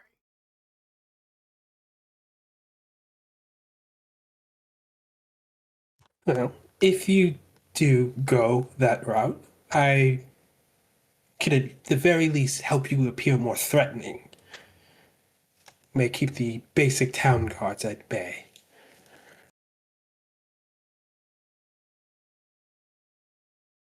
I'm not convinced that I require your assistance. Merely an offer. Your friends are concerned for your safety. I just assumed I might be able to help, but if anyone else has a way to assist you, I am perfectly fine just sitting and watching. Basil, she has a good point and a good idea, and her and I have similar magic. I can make it so you are Morpheus for about an hour.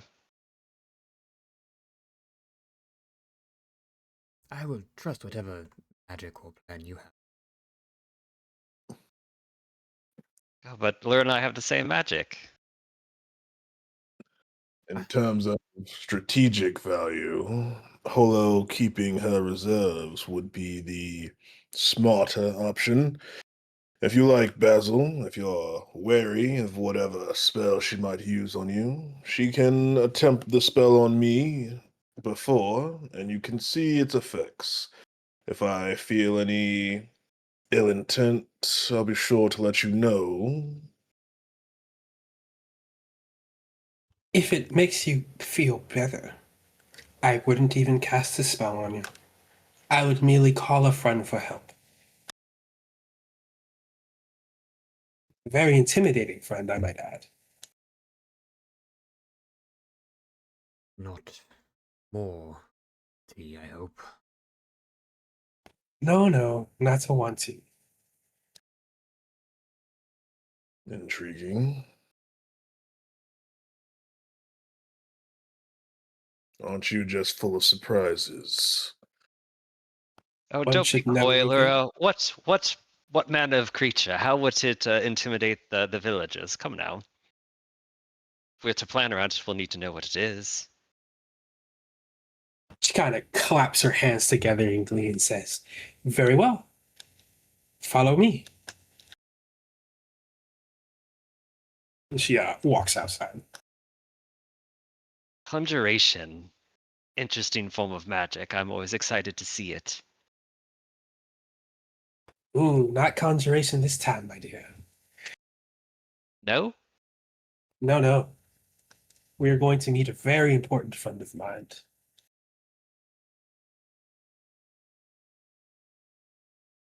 She kind of steps outside. I'm assuming you all follow. Yeah, Holo's right on her heels. She's very curious.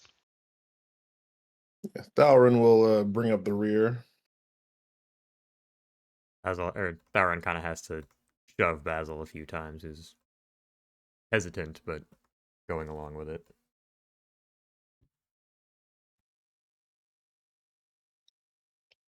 As you all walk out into the clearing, you can hear her speak.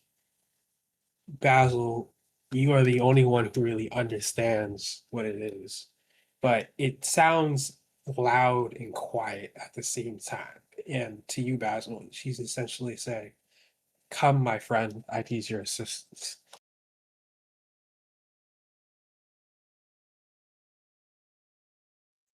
I'll say you guys are kind of just waiting there for about like 10-ish minutes now. Allura is just kind of sitting there, gleaming with joy. I imagine some of you are bored or annoyed. I take it they are traveling from some distance. Yes, yes. Fortunately, she it's pretty easy to spot, so she has to be quite delicate with her route.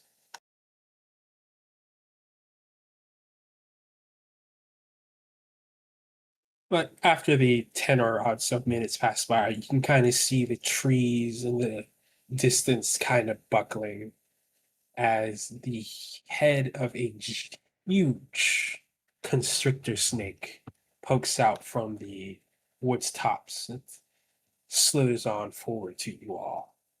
It is absolutely massive inside.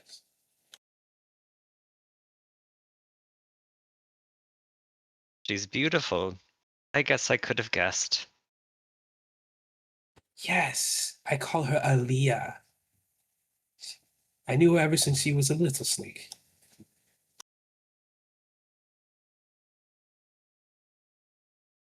How does she Flicks take his to tongue people at you. petting her? She's actually quite friendly. You're free to touch her if you'd like.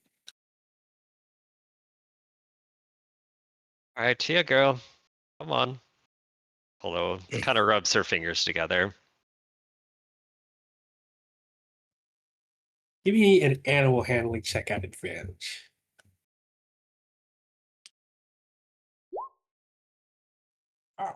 Oh. Anyways, it's enough. It does come up to you. I just want to see if you'd roll one. It just comes up to you and just kind of lower its huge head to your palm. Very powerful. Oh, feels the scales a little bit. Certainly to the name, could certainly constrict an elk and squeeze the life out of it, I'd imagine.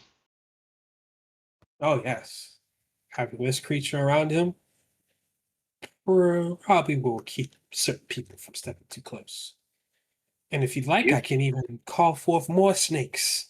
Smaller ones, none quite as big as Aaliyah here, but give off that real scary serpenty look.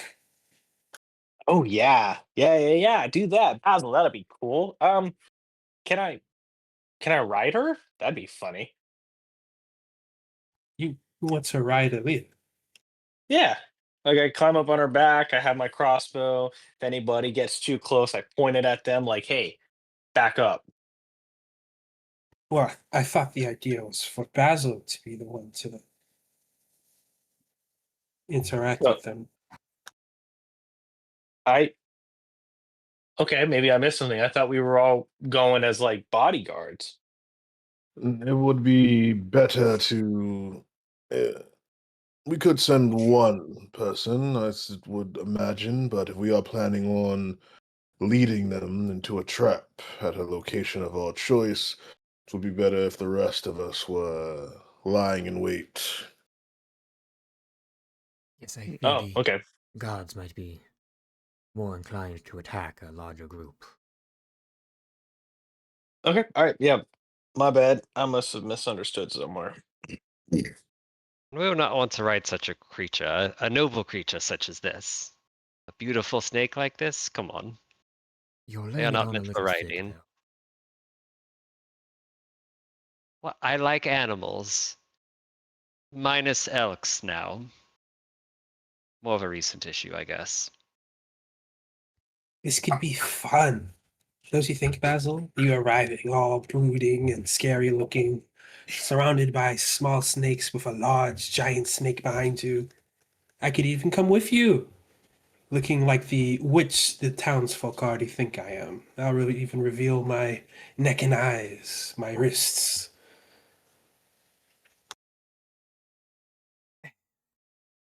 Again, I believe this is all a bit much. Perhaps just Leah here and I go and present ourselves to the walls. Call forth Caius and have him meet us at our predestined location. I would say to take the snake regardless. If they happen to see you there and it's only the two of you, there's a high, well, if it were me, if there were only two messengers and you said you had what I was looking for, I would simply order some of my men to distract you, send some around the back of you, and attack. Attack me all they wish. I'm not taking the keys with me. I'm not a fool. No, no need to have the keys with you. You could be tortured for information. If that mage was still alive, you could attempt to delve into your thoughts. I think that's why we need to at least be close by and come in to do that if necessary. But I think your greatest armor is your presence, your words. The snake helps, but I think with the right words, you won't need any help. And convincing the townsfolk that you're the one that will deliver the valuables, in a matter of speaking, they won't harm you for risk of danger in that. So I trust you, Basil. I believe this is something well within your wheelhouse.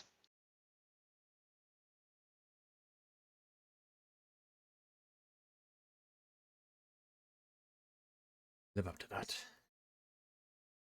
You Could will. I at least follow in snake form?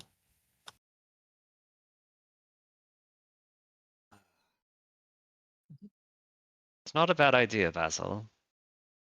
Fine, fine. Yes, she says happily. Ooh, this would be so interesting. You just really wanted to play the evil witch, didn't you? I did, but I'll settle for evil snake minion.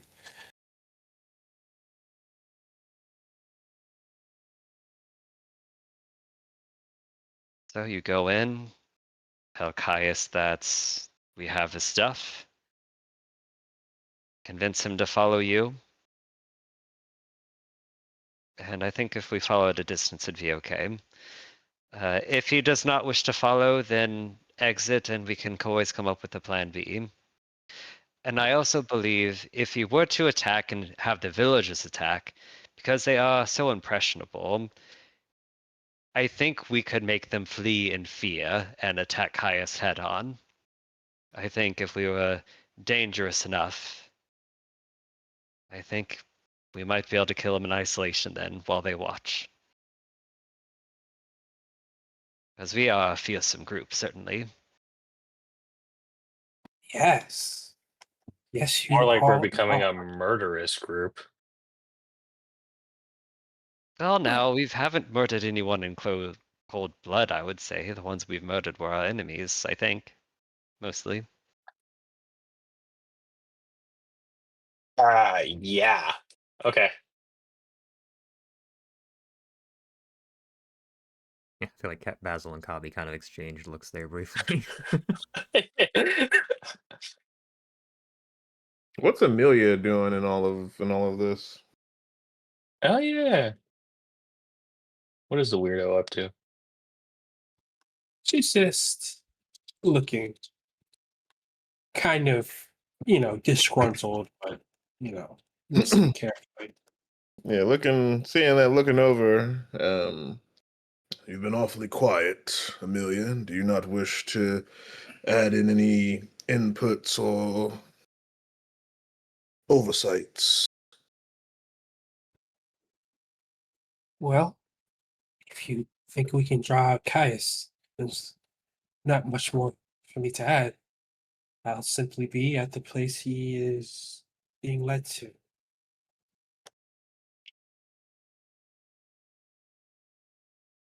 Very well. Would it be... I'd wonder.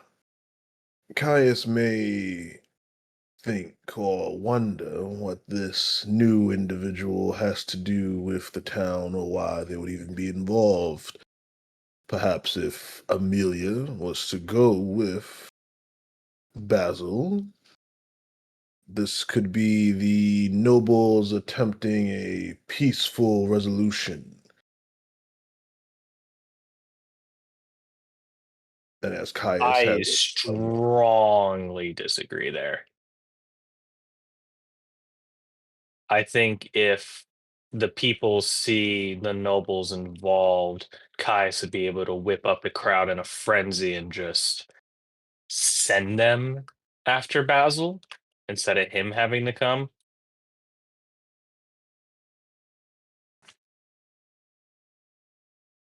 I suppose, but therein lies the problem. If we take out Caius and the nobles attempt to return, chances are they will be met with hostility regardless, and there won't be anything we could do if they decide to assault us but kill them. If they see a noble who has not been here come to, and I say this as a process of, I say this as if I was one of them, Amelia. If they see a noble coming to make up for the mistakes of their forebears, that may be something to jolt, or at least create the bridge.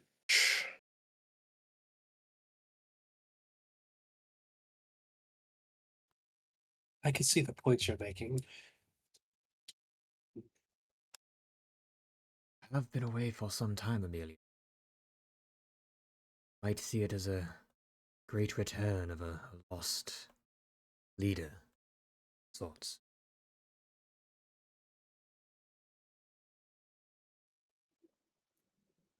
Maybe. Or they'll consider me the traitor as they did my father. Yes, but without Caius whispering in their ears anymore. If nothing else, in time, for you and your nobles would eventually return. At this point, Julian does kind of step up and go, my dear, if it's redeeming you to the populace, I am happy to assist in any way I can. Of course, at a cost, but that can be discussed later. Amelia kind of feels all of you guys kind of looking at her and kind of looks to you. Hold on. She says, what do you think? I think Polo will walk up and put Amelia's hands in her hands. I think it would be good for them to see you again. I think it would be good for you to see them again. They killed your father, and I think it would be okay for you to shout at them, yell at them even. I know they will realize that what they did was terrible, an awful thing to do. That would be good for you to get off your chest, because I know you've been holding it in. It would also serve as a means to make them stand down, to cower them, to make them realize the evil thing that they did. It will take any fight out of them. And we can use those emotions to isolate Caius and to find your justice with it. And at the very least, if you do show that you are angry at what has happened, but you are still here to help them and to listen to their troubles, all the better. The scorned daughter of the noble lord, though angry at her father's death, comes and still worries about the town's people.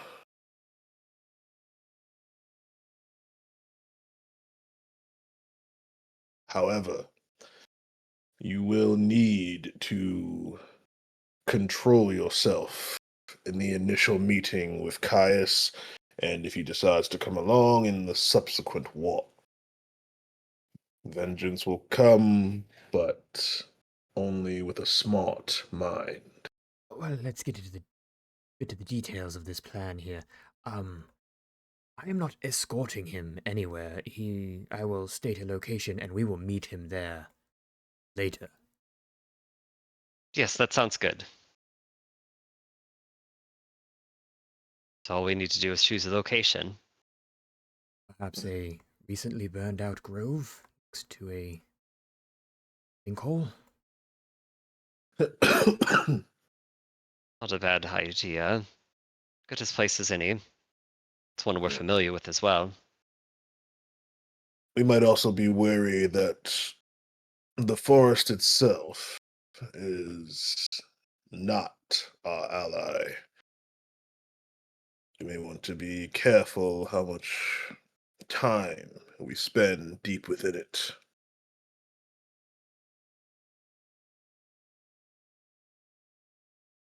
That's forest or quarry. Take your pick. At least with the forest, we will have somewhere to retreat to into the quarry. Meet them somewhere around here. It's all or nothing. Potentially true. I would say forest. And quarry we use as a backup. Also, it's where the nobles will be hiding. They won't be fighting with us.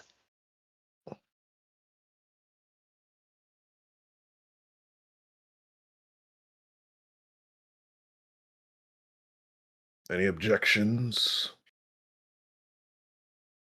Mia kind of bites her lip a bit as she's thinking. I can agree to this plan. Waited long enough, so no longer. She kind of stretches herself a bit and walks into the quarry. I'm going to go prepare.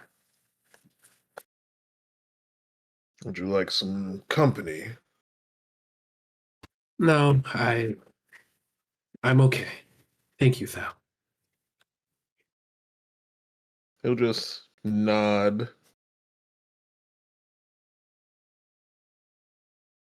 And then she does disappear deeper into the quarry. Well, back into the quarry.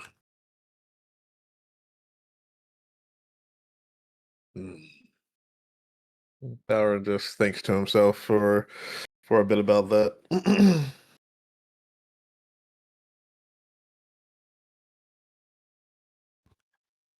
Laura speaks up. Okay, so are we dressing up Basil like an evil warlock or something?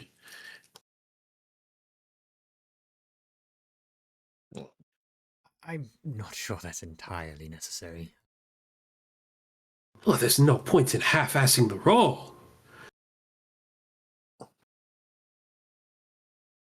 Well, She does have an argument. There's theatrics can make this plan look a bit better. indeed. And as some of the gods may recognize your face from the mansion infiltration, this might give you a brand new aspect, truly an outsider, unconnected. Well, if anything, I believe being recognized might play in our favor. Add weight to our claims of having the keys. True, And true. to be clear, I am stating we have the keys, not what was in the vault. Accurate. That might be more convincing. Convincing the townsfolk that we have the means but have not actually stolen anything. That might undercut our message a little bit. Can we at least make your hair a bit messy? Seeing that you're kind of unkempt. Basil quickly just casts prestidigitation all over himself to clean himself up entirely and look as pristine as he ever has. Just kind of pounce. Oh. Well, fine. Whatever you're all comfortable with. A bit of magic will make him look scary enough anyways. think the snake will do plenty as well. Celia can be quite the fearful sight. Oh, Basil, have you tried speaking with her? You do speak with snakes, right? Well, can't say that I've entirely spoken with them, but can certainly befriend them if I must. You can't speak with snakes. Well, not that I'm aware of. Very interesting. Well, I guess as a test, we have a beautiful specimen of a snake here. Why not trying?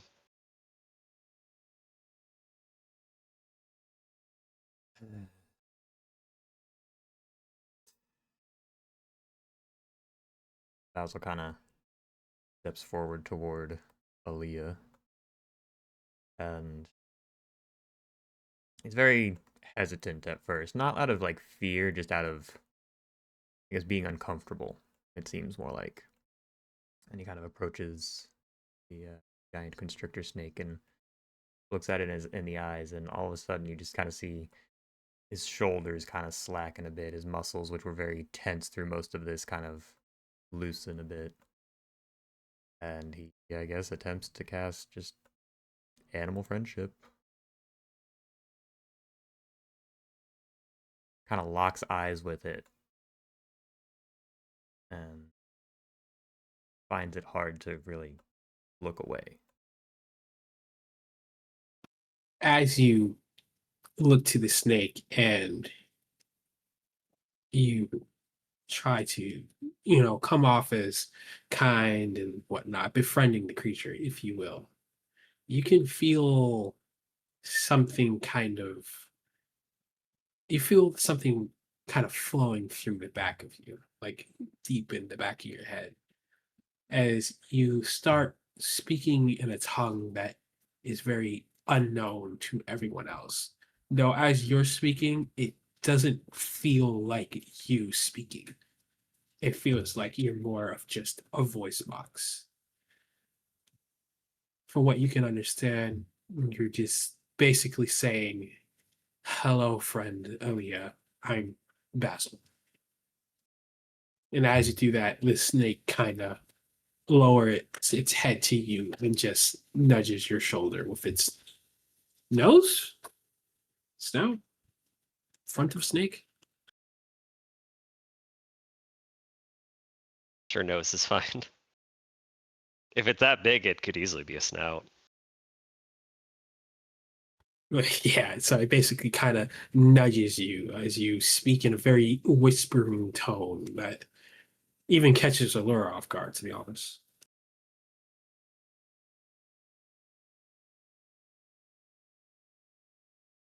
Basil kind of lets himself kind of fall into that for a brief moment. And then his eyes kind of shoot open and he quickly kind of jerks a bit and rights himself, kind of pulls his jacket a little closer, a little tighter. Yes, right. There you have it. There you go. Kind of like, Aaliyah does speak back to you real quick and just goes, "Protect, friend. I understand."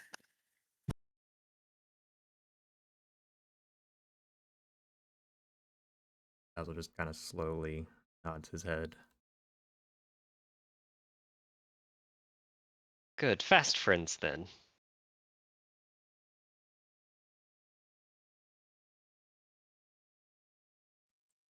Well, it's kind of well, that was surprising.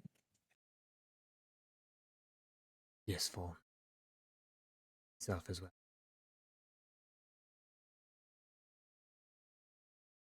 You kind of see like she's like fidgeting almost in place, like keeping herself from just burning out with a million questions. But she is able to hold steady. She kind of looks to you, Hollow, to kind of take over from here. Well, now that you're friends with the snake, whenever we're ready to go into town, seems like she'll surely follow and we commit to the plan there. You tell him we have the keys, make it known to the village that you have the keys as well, and put him in his place. Show the villagers that he failed them, and he'll have no choice but to come meet us. If he comes alone, perfect. If he does not, I think we can scare the villagers away. I think an 8-foot tall wolf and an equally large snake will be enough to cow them. And I think that's the plan. And I know some of us have been hurt today or have life scars, such as myself. We do this today, and hopefully we end this today. Just before the unknown faction of orcs from the druidic circles come in. But do we feel like we're ready? We don't really know what we're facing. If we are planning to take on Caius in any capacity, I would prefer to be at my strongest. Currently, I've expended a lot of my magical reserves and don't have much left. I would need at least 8 hours or so for a full replenish. Then tomorrow, but by then we'll have the orcs around us, which, as I've shown before, we don't really know what they're here for precisely. Could be a boon, could be a curse. But regardless, if you're fully prepared, we might be able to meet that threat head on as well, if we wait a day. What time is it currently? That is a good question. You guys set off to town to rob the vault in the Yeah, morning. morning. So And- I'd say Before that, we did go into the forest to the grove and we fought the hag the same day. Oh yeah. yeah. So I want to say it's like 5 p.m. if I were to throw out a rough time. Because you guys had a short rest. We went there. So you went to the hag. That probably, the whole thing probably went from, let's say if you woke up at 10, you did all that, you probably arrived at town, I want to say around like 1 p.m. Did a little stuff, short rested. Yeah, I'm going to spitball like 4 p.m., 5 p.m. in that area. That makes sense because we went quarry, hag hut, then we went back to the quarry, then we went to town. So yeah, definitely 4 or 5. That feels right. Sounds good. In that case, then let's rest up, get used to these magic items. If any other nuances come to the plan, we can come up with it. But we prepare for tomorrow then. And Allura, you're in this deep already. I'd say it'd be fine for you to rest with us here. Ooh, joy. Giving up a bed for stones. No, I just. I'll happily spend the night with all of you. As a matter of fact, I insist. I cannot let you all get away.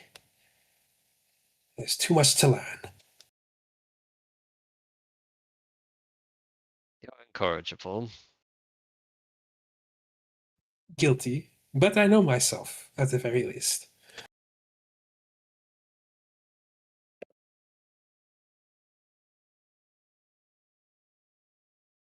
Well, before we all bed down for the eventual evening, I'm assuming there are things we all have to take care of. I will remain in eyesight, as I'm sure Basil still does not completely trust me, but yeah, gonna go inside and tend to myself, I suppose. Make my own preparations. Basil, would you trust her on her own, or would you like me to escort her?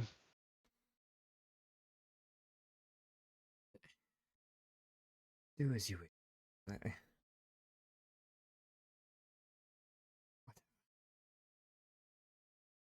She kind of smirks and says, and then whispers to Hollow, I think he's warming up to me. Honestly, great progress so far, considering.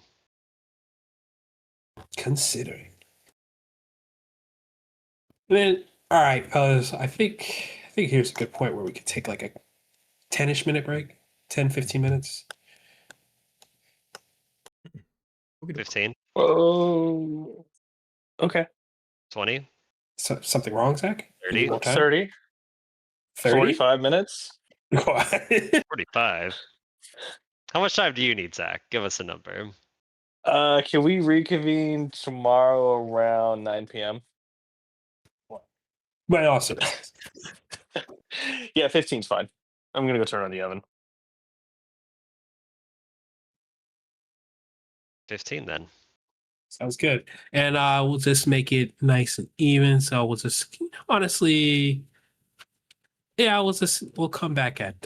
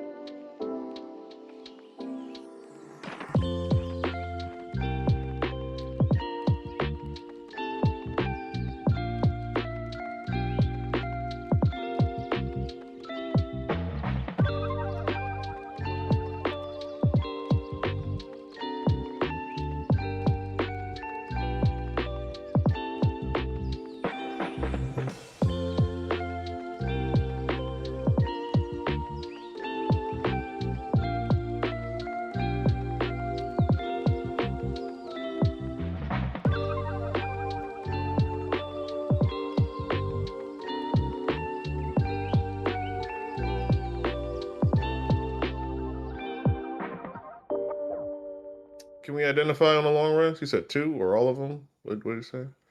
What? Yeah, you know what? I'll say 2. Okay. So yeah, for the long rest, I am going to be focusing my attention. I kind of want to know what this transmutation pearl does.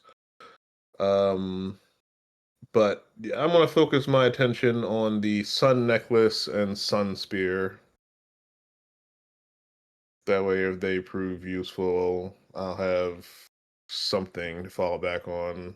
I think that's one of my main issues now. I have like nothing once magic goes. So just clarify, we're diving straight into a long rest, or there's any like things you guys wanted to get taken care of? I think Holo's going to go out and survey the area to see if she can find a place first. I don't know if Basil or Kabi has anything to do, but unless he's needed, I think Thalrin is just going to focus on um, identifying as much as he can from what he has, see what's useful, and maybe mess around with the orb.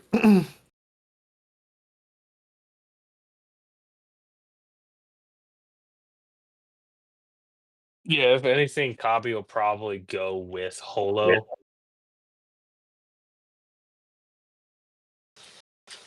To scout out. What's Basil doing? Basil's probably going to take the time to stay back, rest up, and maybe sift through some of those sheets of parchment and stuff that he found in the office of the vault.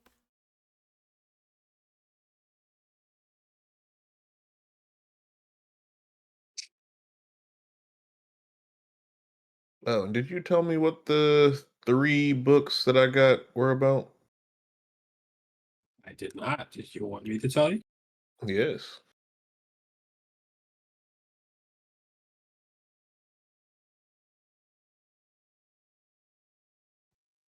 So one is just a basic notebook, at least from look at it. The other is titled Emery's Pathomancy. You said Emery's Pathomancy?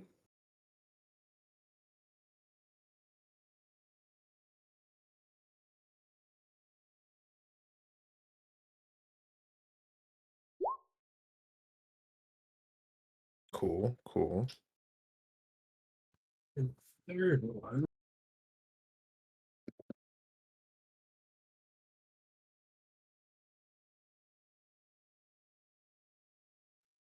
thought I wrote.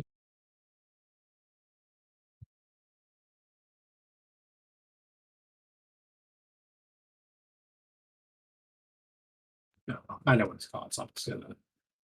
Oh no, the planes. Ooh, okay. Okay.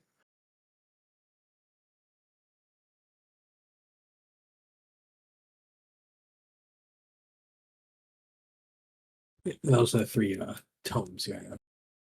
Well, one is a notebook. And yes, I did put in way more time than I should on all of these things. I don't think so. I love it, but sure.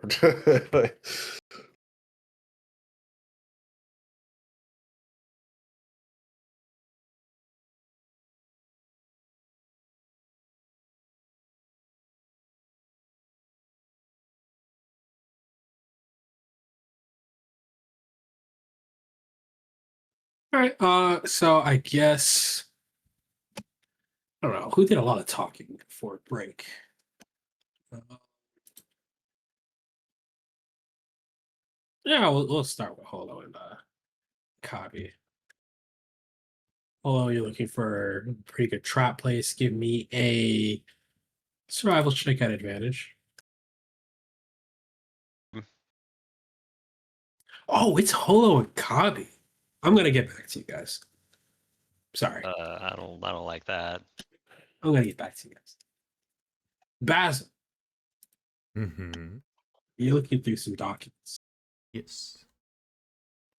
Going through all of them. Yeah, as many as I can. So as you are kind of skimming through the documents, you see a few things. You see several property deeds for different people lined up. I guess trust owned a lot of people's properties, whether by fair means or not, it is uncertain. You also see a contract with the town blacksmith. The interesting thing that stands out to you is that for ownership of his property, if he misses a payment, that payment has to be returned back with 100% interest rate.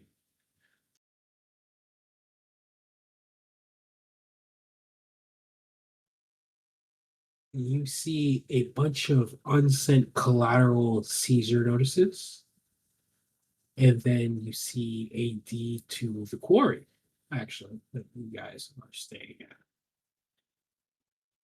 You also see a couple of receipts for some paintings of him and his family, documentation citing that he paid for those. But as you're kind of skimming through like all the deeds and the notices, you do notice that when it speaks of the owner of the bank or who they're paying it to, it speaks of trust, but it also speaks of Hadar listed as an owner.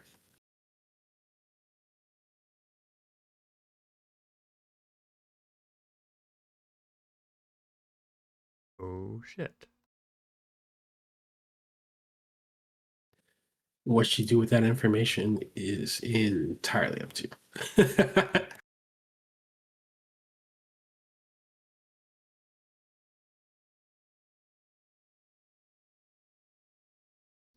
Valor, That is me. you're going to spend all this time researching the spear and the necklace. Yes. Does that take the full long rest, or can I do other stuff along with it? We'll say at maximum you can research the 2 items, but if you are going to do something else, you can probably do another thing as well. Yeah, I won't do anything too crazy. I'll spend most of my focus on the 2 items. I guess I'll leave the orbs for later, and then I will look into the pathomancy book. Okay.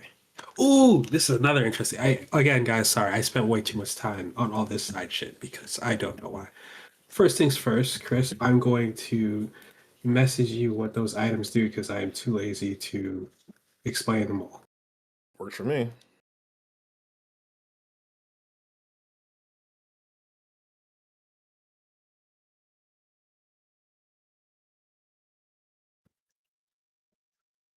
Can you give me a history check?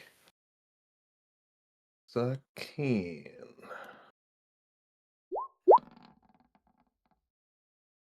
Oh, so beautiful. From your time studying at Moore, you have actually heard of the name Emery before.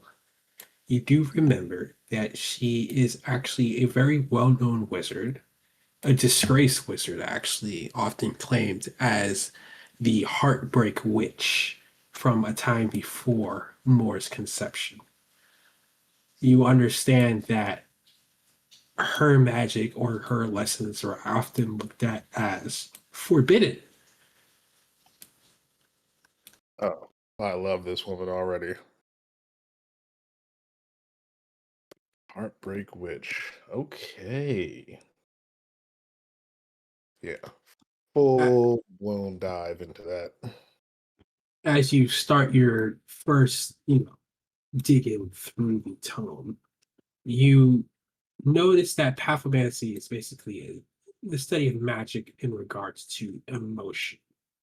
How it focuses on the idea of planting or removing or manipulating emotions in others.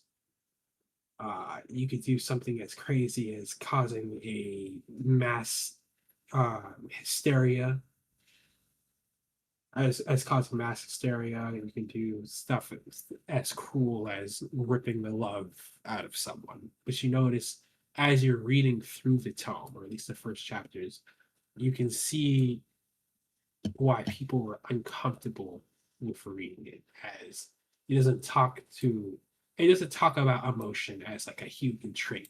It talks about it as a thing that can be removed or used as a tool, just messed around with.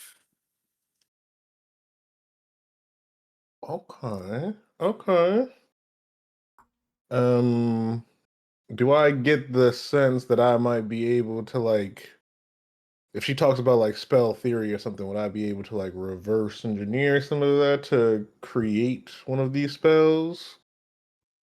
I will say that you get the sense that if you read through this tome, as cold hearted and disgusting as it is, there is power you could probably gain from it.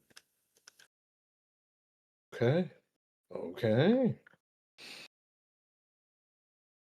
I will say that if you spend 24 hours on this, I will split it up in sections like this.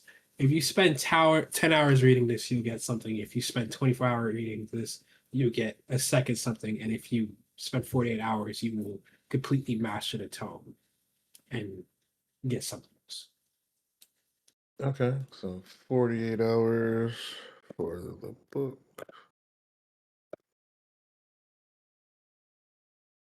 Okay. Works for me. And then I sent you the effects of the spirit. Oh yeah, I got that. I like that. Probably a little broken, but it's okay.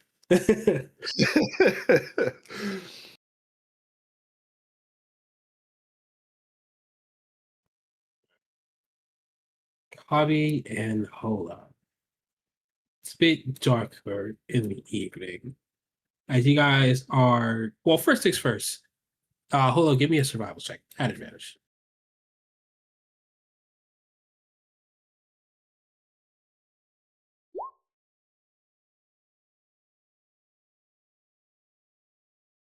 Yeah, What if 25 you're in.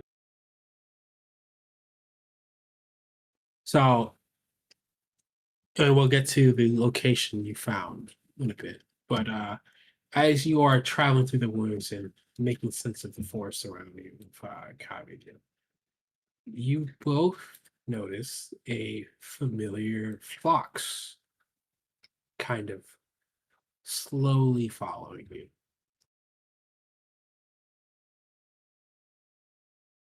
Who notices it first? I'd say you both notice it about the same time.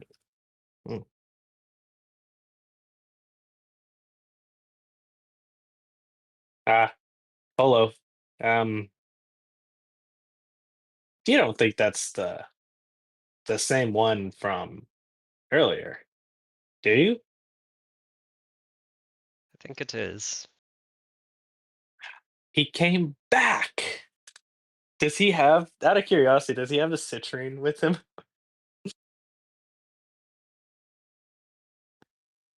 No, but it is staring at you knowingly. Hmm. Um,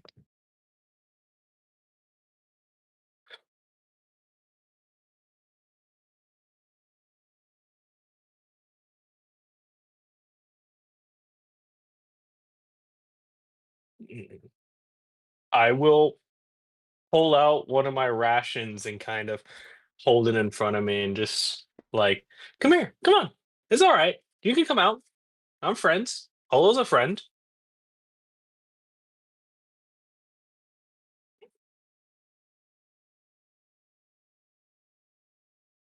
Holo does cast Speak with Animals, and she makes chittering noises to the fox. Boy, friend, we fed you before, and we have plenty of food. Come on now. kind of looks at the both of you and says, "Come," and it heads off in a different direction. Wow, where is he going? Oh, copy. Follow quickly. And Kolo will grab his hand and tug him towards the fox. He told us to follow him. Let's do so. Oh, okay. All right. Yep. And Copy will happily chase after the fox. After you guys spend like 10, 15 odd minutes of following this fox through the woods, going through random bramble, branches, foliage, and whatnot, it leads you to a clearing where it walks past, and in front of you, you see an interesting sight. Give me a perception check.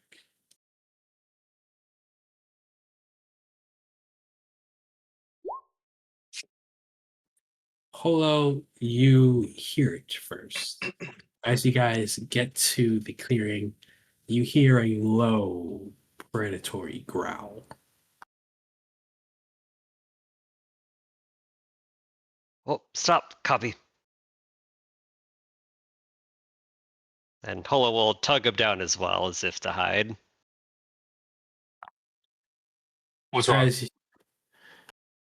As you guys are kind of huddled together and lowered, attempting to hide, out of another part of the woods, you see a saber-toothed tiger wander out into the open, growling low, its hackles pointed up.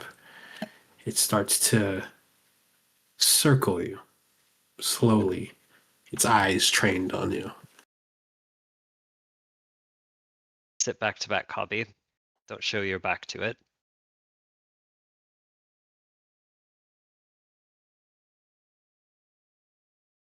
Holo will say, "Great creature, we mean you no harm." And you speak with animals is, no, it's only 10 minutes. It kind of just gives another low growl as it looks at you, although it's lowering itself, hackles up, almost ready to pounce. Yet it waits. All right, buddy. Holo stands up and shouts, "I am Holo the Wise Wolf. Back off or you will regret it." And again, it just continues its growl, just inching closer and closer, looking at you expectedly. Holo cocks her head and says, "What do you want?"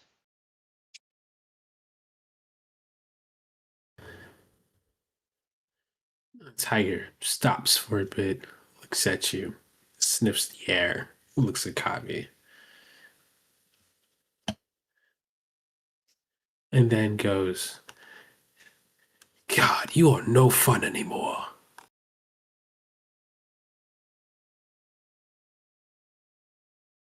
That implies we've met before. You're no tiger that I am familiar with. You also do not speak like one. Show yourself. You wound me deeply. After all this time, you can't recognize me in this form. Holo tries to remember him. And you can give me a history check.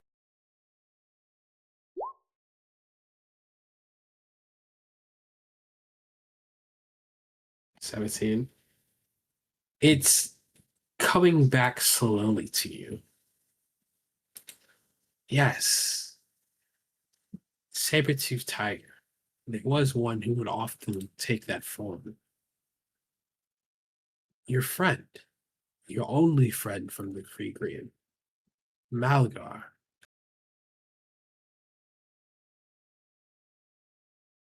Oh, Malaga, it's really you. The tiger kind of transforms, and up you see is a large, strong built orc in leather armor and holding a long staff, his short black hair tied up into a bun with his tusks extra long. Yes, yes. Now it's all coming back to you. Oh, it's you. And Holo will run up and hug him. And then he takes your embrace happily and says, "It's been so long, my friend." Yes, indeed. How many years? Well, okay, so how are you? How are you doing?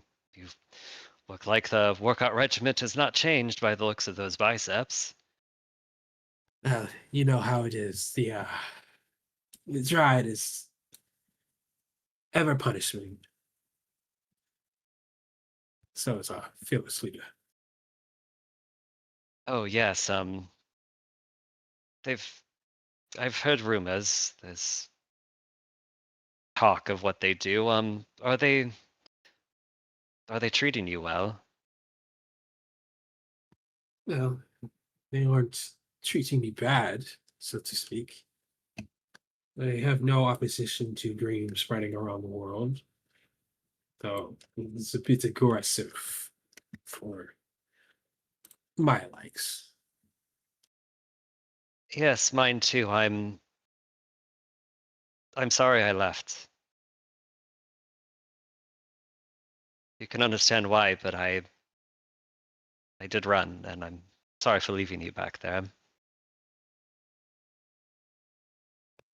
Hey, I understand. As hard as it is to watch you leave, I'm sure it was harder for you to have to stay. Yes, it was challenging. Well, you know how it was with me and everyone else. It was a tough place to grow up in. But a fox led us this direction. Oh, did you see a fox around these parts? Yes, he's nearby. I actually asked him to lead you all to me. Oh, that's good. Kavi here has seen him a few times. Oh, Kavi, Malga. He's from the same druidic circle we grew up in. Um, Oftentimes sparring together in our particular beast forms. He's a dear friend. Ah, Yes, I was hoping to draw the wolf out of you, but eh, what can I say? Beggars can't be choosers. That might be time yet, but we've been in a few dangerous predicaments, so I'm trying to save my strength the best I can. And I recently had a run-in with a particular armor that would make my father proud of such a scar, and she does show her, lean her face in the other direction and show him. Oh my. Well, I will say you are looking more like a orc. Yes, indeed. Yes, indeed. But I'm a little nervous to ask, but what brings you here?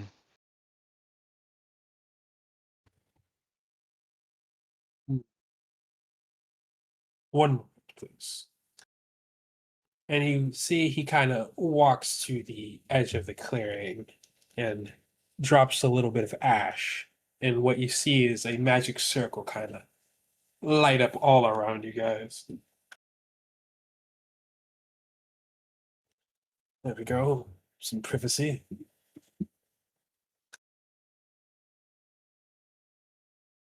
I'm sure you can understand why I'm here. Oh God, things have been so complicated the past month. I'm starting to be unable to predict what comes next. Tell me quickly, why are you here?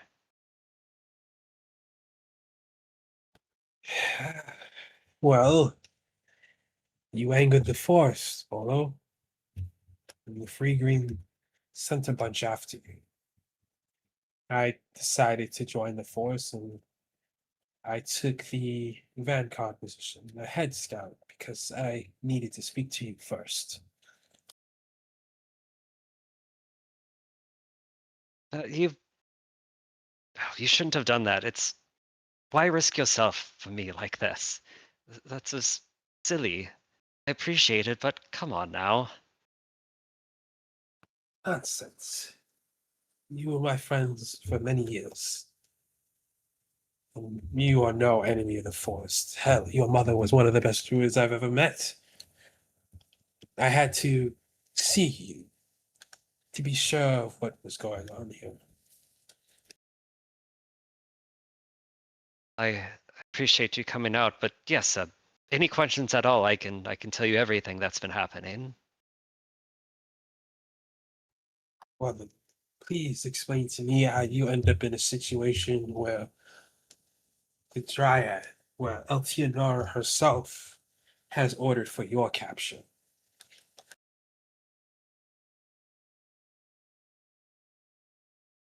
Sit down. This might take a minute. Let's take it. Oh, and where did the fox go? Kavi, maybe this will be a chance to talk to your old fox friend again. You do see the foxes kind of laying on the ground, just kind of curled up himself. I'm gonna walk up and see if he'll let me pet him. Yeah, go ahead. Give me an animal handling check. At advantage because it knows it. Animal handling. It's not hiding. So. Yeah, it kind of shakes at first at your touch, but sniffs you a bit, remembers who you are, and just kind of continues to lay down. Okay. I'm gonna pull out my ration and try to feed him. Does eat it. Then while they talk, I'll just sit there and just kind of pet him.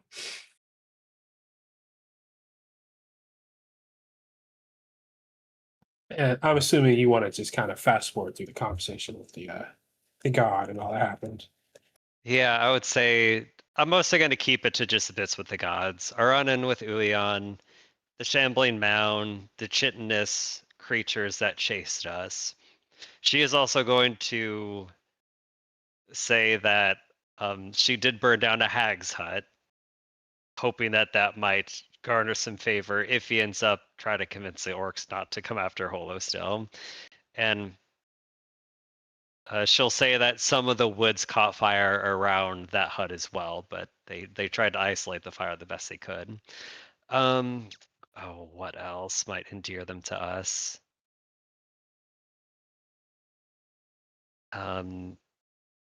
She also mentions Archibald leaves off all the connection that Thal had to him, but said that they stopped someone who was participating in necromancy and experimentation with wild animals. Oh, what else? I think those are the big things. Oh, that's all I can remember. We are embroiled with other conflicts, but I don't think any of them really have anything to do with the free green, the forest, and such. But Uyan called me an abomination. I had not been called that before, not exactly like that. And that was just for entering the forest at all. I had barely done anything at that time. So I don't know if any of that would anger our druid specifically. I know she knew that my mother and myself, we disagreed with the free green, but thought we left amicably enough. Anything that I'm saying, does any of this sound familiar? Can you think why any of this could have happened? First things first. Just wow. Well, you Yes, it's quite a lot. committed feats that would put you as a high-ranking member of the Oak Guard if you were still with us at the free. I'll say that much. But again, just wow.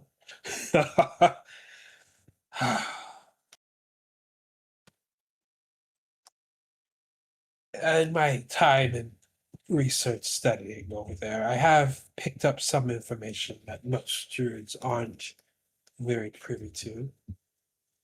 You won't say there'll be any much of an explanation for you, but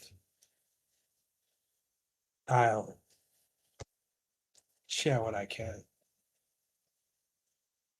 You know, Uyan for a time was originally just a minor deity. The Elk of the Woods, they used to call him. Very generic name, I know.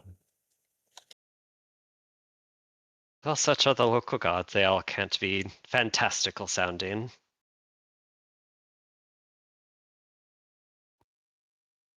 As you know, us orcs are very pure-minded. We're all about purity in the sense of we try to keep things in-house, the same, so to speak. Uyan, at least in his time was as a lesser god, was known for a lot of that, which is why he resonated well with the Free Green. Hence how he's had so much of a standing there.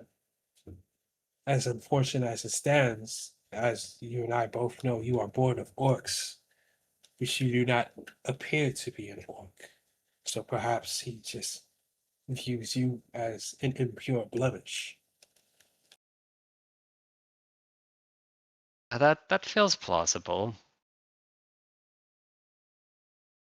Stories don't have to be like I am cursed or anything like that. It could just simply because I look different.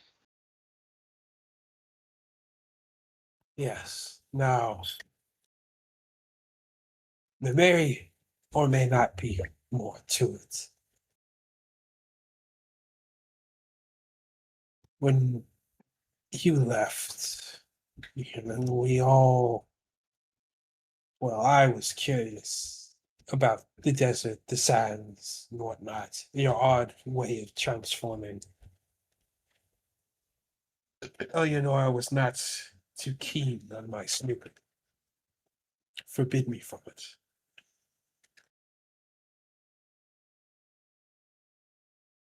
Snooping, you say? Were you researching the desert? Yes. I had to know. I had to know. I know you only left from a difference of opinion, but I had to know this difference that was causing you such great pain in your life. But from what I've gathered, the very limited information I was able to obtain, that desert isn't a natural occurrence.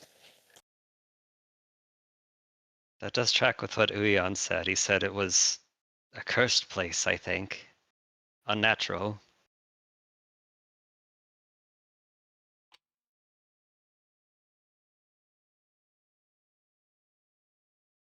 Do you know why it was cursed? Was there a reason or a source of it? I don't know why or how. I just know that it's technically not meant to be there. I wasn't able to dig much deeper. But tell me, do you plan to go to the desert? I feel like I have to. I did not want to, but it howls in my head every night. I've had dreams of the sand wolf. He won't stop until I go there. And I resisted. I got into mischief in cities. I stole so many gold coins, and a druid even has sense in keeping. Um, but I could not distract it myself from any longer. Unless I go, I will be driven mad. I'm sure of it.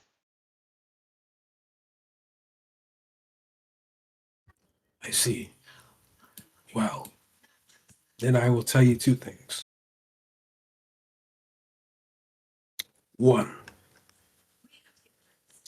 when you head there, be on the lookout for artifacts, bits of the past. As I said, the desert is not natural. It should not be there, which means there was something there before. And perhaps You can solve the mystery that way, by finding pieces of the past.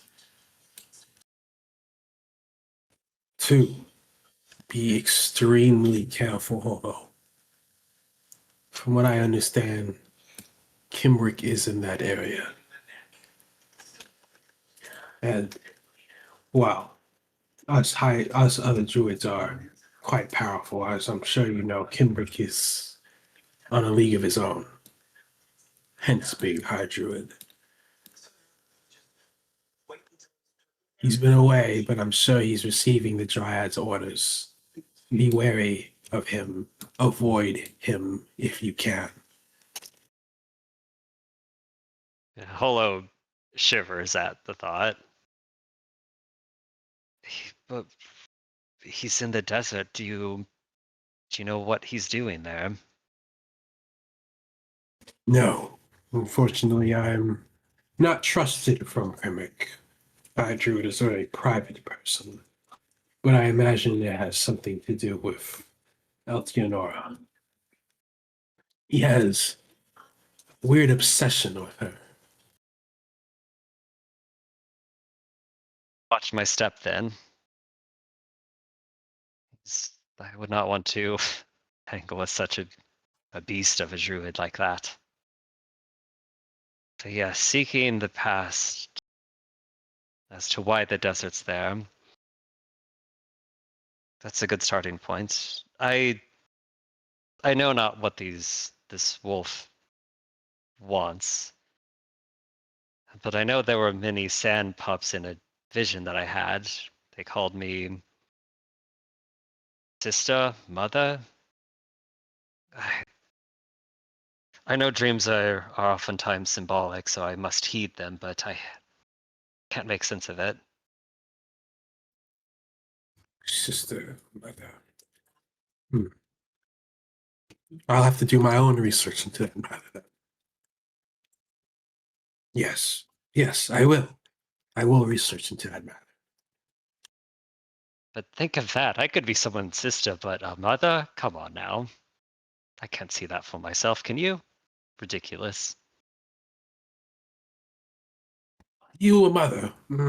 Not quite sure. Yeah, same. Well, again, thank you. I know you've been risking yourself for me all your life, and I've never been able to repay you. Your friendship is payment enough, Holo. Surely you know this by now. She sighs and nods. Yes, Malgar. Well, before I go, I will show you the form you're used to so long ago.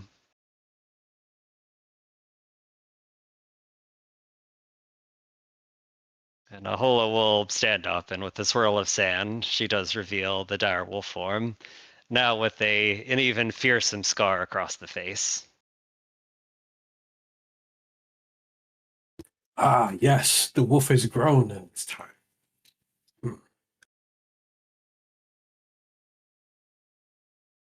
They become stronger.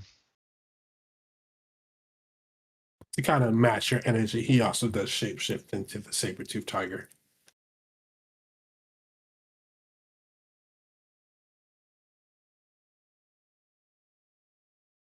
Oh, we have time for a few rounds, yes, before you head out?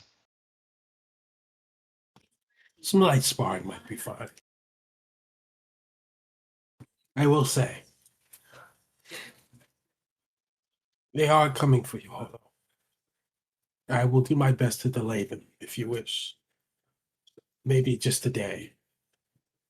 But any more than that, I can make no promises. Only if it does not endanger you. We are intending to wrap things up by tomorrow. If you give me a day, we can get out of here by then. Perfect. Well then. And he kind of throws his hackles up and gets in a pouncing stance. Shall we? You read my mind. I don't know if you want to roll how the sparring goes, but if you do, you can just give me a direwolf strength check. I don't. We'll say, they're evenly matched. They, never go for lethal blows, but definitely they put their full mind and body into it. After your guys' little bout, Kavi's kind of laying with the fox, and Malgar, exhausted, transforms back into himself and says, "Ah, quite the bite you've developed." It gets stronger and more accurate.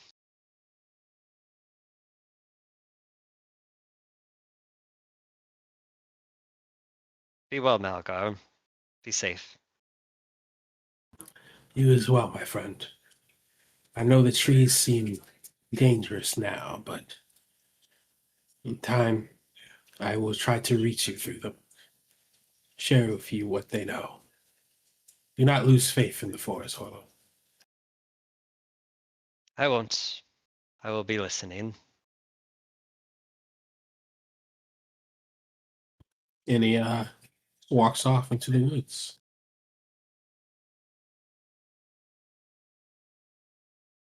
Does the fox stay behind? Yes, actually, the fox remains with you.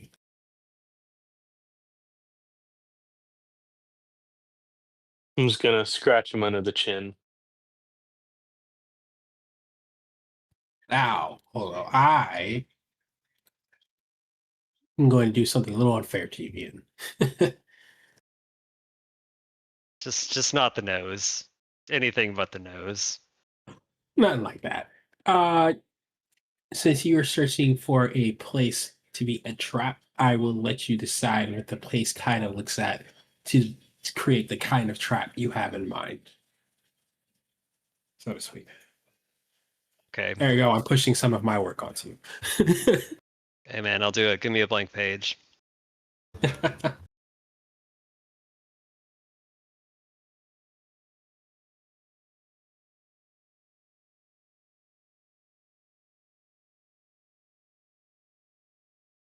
And yeah, this won't be 1-to-1. I won't have the squares in my mind, but I'll just get you the gist of it. So my thought is I'm finding a place that has an open spot that's a bit lower, not like a hole, but a dip in the land.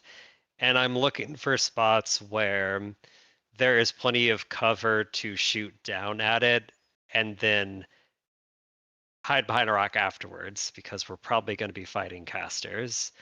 So there'll be pathway in and a pathway down. So this will be lowest point, medium, high point, and then another pathway going out the other end.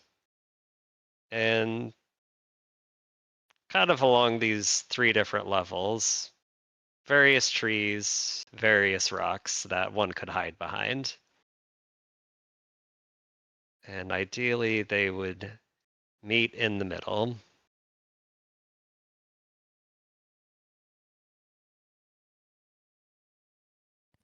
Okay. I like that. I like that. So almost like an arena style. Yeah, basically. And the thought was hide behind here, hit them, go back. Holo would be probably down there. Or else shit, we just entangle AoE the shit out of that bottom part. Sounds good. So, with a 25, I'll say you find something fairly similar. You find not necessarily the clear path in, but you do find a more concave portion of the land where it kind of rises, it valleys down almost. If that even makes sense. Yeah, that's a good way to whatsoever. describe it. Yeah, I get you. Yeah, it kind of valleys down. I won't say there's a mid and high level, but I will say that there are bunches of trees on the where the mid and high level would be that you guys can hide in or take the high ground with and to shoot down into the valleying down area.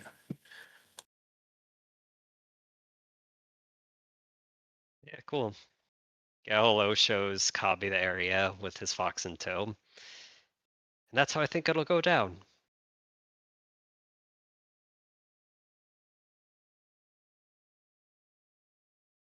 So yeah. All right. Yeah, we can definitely make that work. You guys are contemplating any extra things you might do with it. Take the time to think of it. In the meantime, scene change.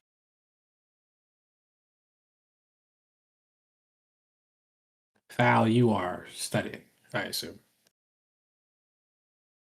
So, Basil. There's no one left to protect you, brother.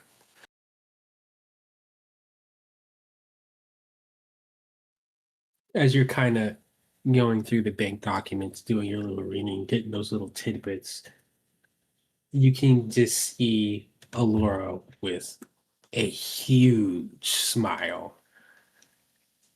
Almost like a child, like trying really hard not to act overly excited, just looking down at you. She doesn't say anything. She just continues to stare at you, fidget a bit in place, but stares at you.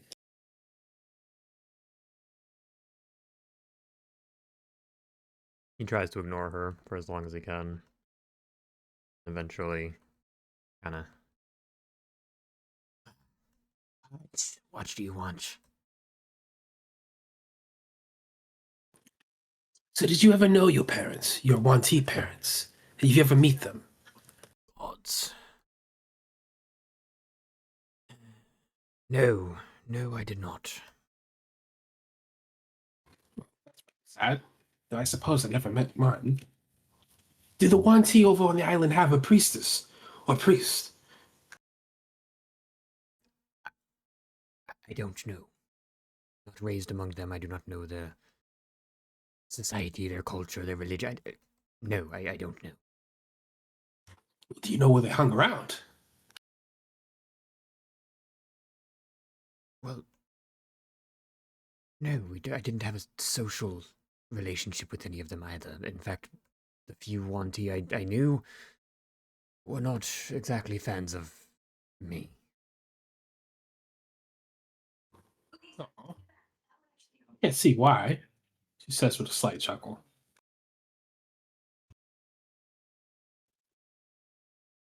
A station of privilege that they did not approve of, were jealous of. Take your pick. I imagine life on Obeah for them was quite hard. Well, No less than they deserved. deserved. Oof. Well, it was them that to bring forth the great snake to eat the world, wasn't it?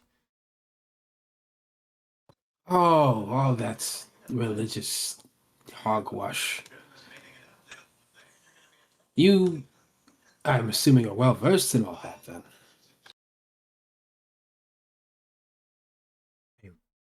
Well versed, but familiar. Oh, what do you know about it? What do I know? I know that Thetis rose to consume the world and attempt to consume the residents of Ubea before it was called such. Much great dragon mother herself killed his mortal shell. They fought for, what was it, 200 days or something of the sort, I believe. Warped the land irreversibly. And unfortunately, the island was falling apart, so she burrowed deep in the land and used her own life to hold it together.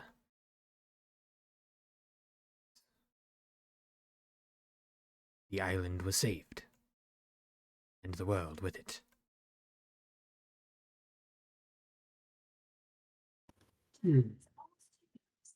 That's certainly a point of view. Well, Tell me, you've heard of all this, but do, do you ever consider why Thetis would try to eat the world? Does it matter? He's an evil deity who wished to consume the world. I'm sure the rest of the world would not like to be within the belly of freedom, as your friend Monty put it. No, but why would he try to consume someone he loves? Love? Does love come into this? What? My God, that you do realize that Ubea, Thetis, they were lovers. At least that's what we were thought.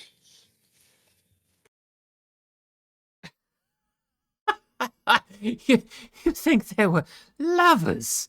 What? Well, you are embedded within the Wanty community quite thoroughly, aren't you? I'm sure that's they think all sorts of strangeness, yes. Oh, and who's to say what you know is correct and what I know is wrong? It could go either way. You don't think?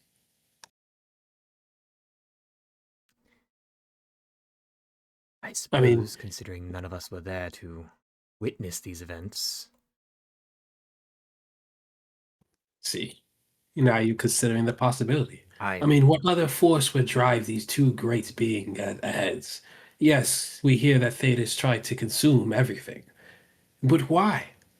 I mean, and as far as we know in our Wanty culture, the two used to be lovers. They were in love at one point.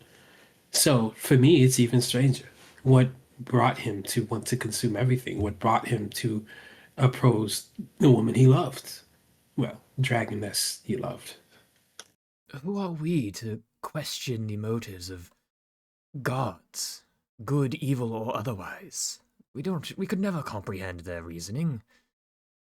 Why did he want to consume the world? Because he is a god, and it's what they do. They destroy things and create them.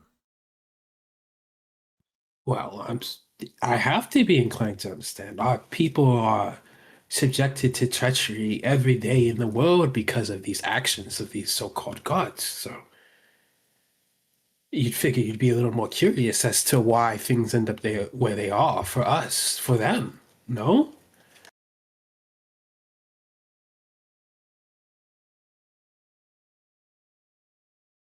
Our people, as I understand them, have earned their fate through malicious acts and rebellions and bloodshed in the name of this great loving god, Thetis.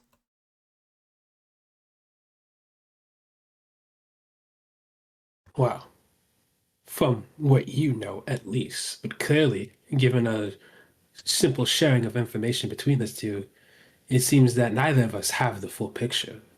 So who are we to say that they've earned their fate? Who are we to even say that there was outrageous rebellions in the wake of justice or whatever? We don't know. It is something we should look into.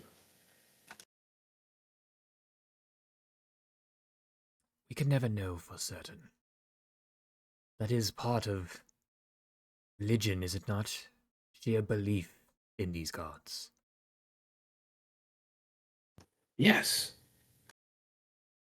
And I believe in our shared belief. It's our duty as servants to these deities to get down to the truth of the matter. To not be led astray by what the powers that be think should be the case. Perhaps.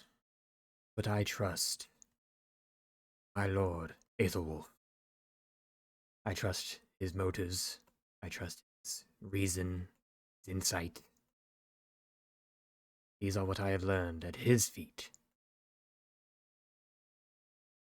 Yes, this Lord Aethelwolf, the dragonborn who raised you, Wanti, a disgusting scum who is known for destruction and deceit and whatnot. He kept you, raised you in a way that would have you treat him as almost a father figure, yet he despises Wanti to the core. Is that what I'm to believe? No, no, that is not accurate. Master Aetherwolf does not despise anyone as I understand it. In fact, he vowed to protect all under his charge, regardless of origins or ill intent. No, these feelings toward our kind are my own. I have learned through interaction with them.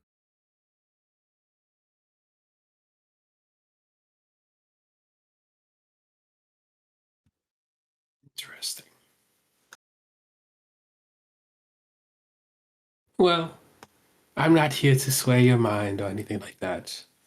I'm not really into that kind of thing, so to speak. I merely wanted to pick apart your brain and give you some food for thought. I assure you I'm getting plenty of food for my thoughts. Other sources. Oh, please do tell. Lay it on me. What? No. No, I don't think that I will. I still don't trust you, or whatever your reasonings for gathering allies or infiltrating societies, whatever your reasons. You keep them to yourself. He has like a fake pout and just goes, "Aw. Well, suppose that's fair. Apologies for being a bit inquisitive." As much as I dislike our current predicament, understand curiosity. Come across any of your bloods in my time. Yes, it is quite the sight. You and I, face to face, similar upbringings, pure bloods. She kind of starts muttering to herself a bit, and she doesn't even really, like, she just completely forgets about you for a bit and ends up walking away, just muttering to herself. Basil just breathes a sigh of relief as she walks away.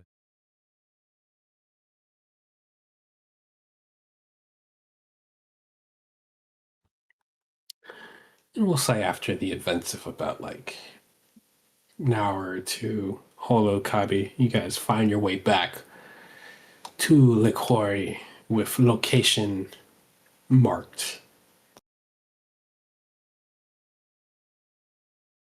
Yeah, we'll say Holo was in direwolf form on the way back, and I don't know, is Kabi riding on top of him?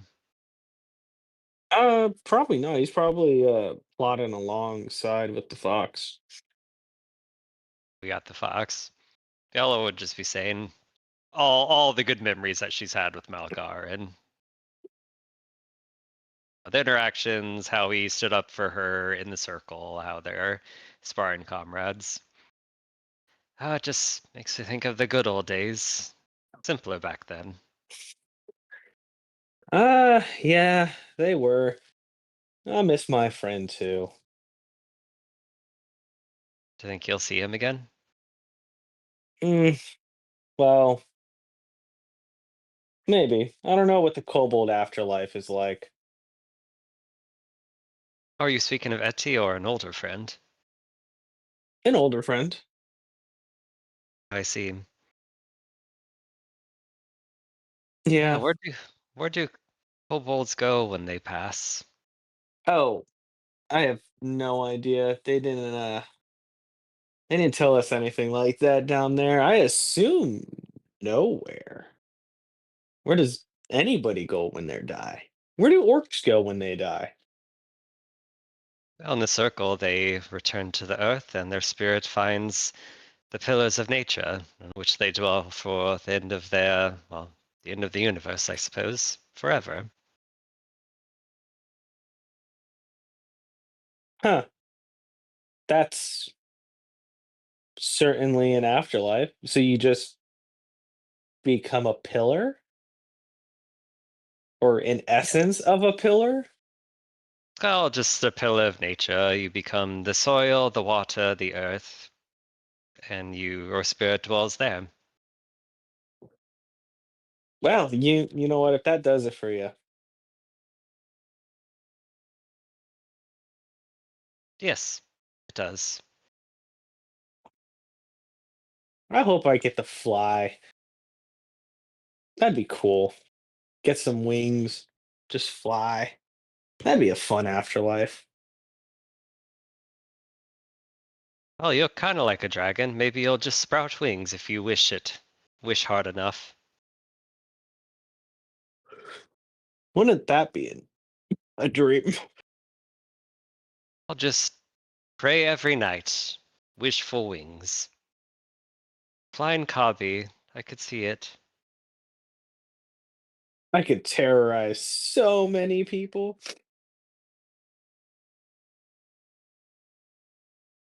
Well, you certainly haven't waited to do that. No, but I could do it more effectively, I feel like. Drop That. some water balloons on top of them. What would the water balloons be made out of? I don't know. Um, Maybe a really, really thin water skin? Maybe. That'd have to be very thin leather indeed. Yeah, I don't know how to do that. Okay, well then I'll just drop rocks on people. Right, fair enough. Well, if I can get my mastery of beast forms under control, I think I might one day be able to fly. Then I can fly you, and then you would have flown. Hey, and I could throw rocks at people while atop you. Yes. Can I throw a rock at Basil? You should stop giving Basil such a hard time. I know, I know. He's going through it, isn't he? I suppose we all are. But he has had a hard time. Kind of questioning his whole existence. Well, I dare say by the time this is all done, we might all be there. I hope Allura hasn't badgered him too much since we've been gone. I don't know. She's quite the chatty fella. That she is. Charming, though. I guess, in that weird, overbearing kind of way. Yeah, a bit Witchy. like you That's the word I sometimes. was looking for. Oh, witchy. I'm witchy. Yeah, but you're like a wholesome type of witchy. She's like, make a deal with me and you'll end up in the boiling pot type of witchy. You should tell her that. I think she I might get a will laugh out of it. I will certainly not tell her that because I am trying to avoid the pot. Suit yourself.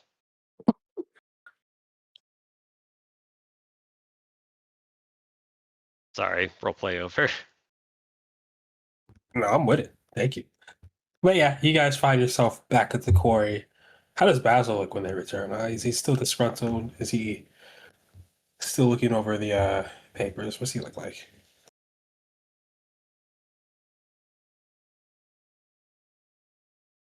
Oh, you're muted. Thank you. At this point, he'd probably put the papers away and just watch Alora.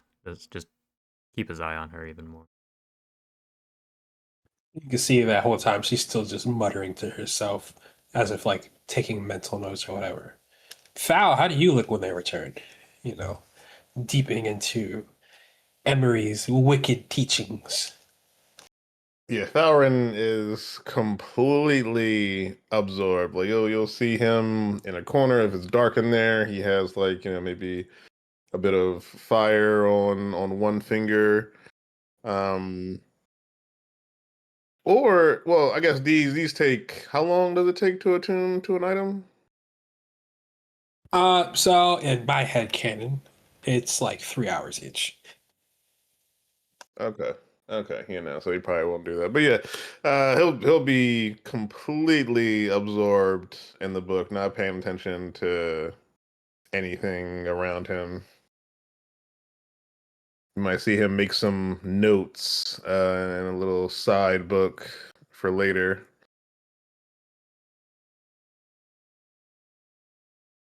Kolo does walk up and clap her hands.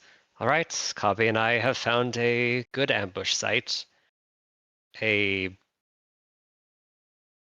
Basically a not a sinkhole, but a valley, a circular valley in which we get them, tie us down to the middle. There are elevated positions all around for which we can ambush from. We just need to get him to the spot. Which, Basil, tomorrow morning I'll show you where that is so you'll know exactly where to go. Yes, yes, very good. I did also meet a dear old friend Malgar, who is coming with the orcs, who are indeed coming after me with ill intent. They will not be here tomorrow, but he will delay them till the day after. So we have one shot to get this done tomorrow before things get more complicated. So, what I'm understanding is tomorrow is our final day here, regardless of the outcome. Yes, and hmm. Basil kind of like stumbles over his words a little bit. Speaking of complications and things, these papers, this parchment here that we got from the office, it's a bit of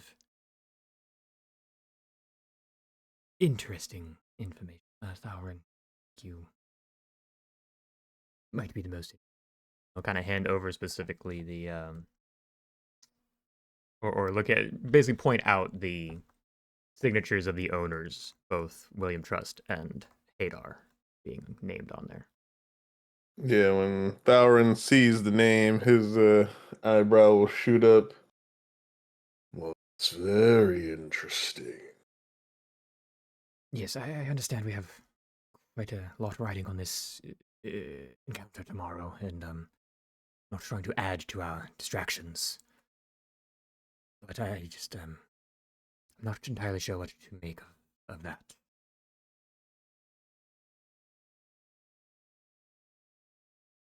This Hadar seems to be involved in quite a bit.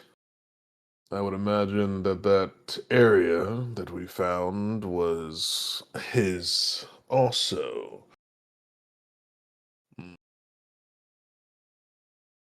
Is do we approach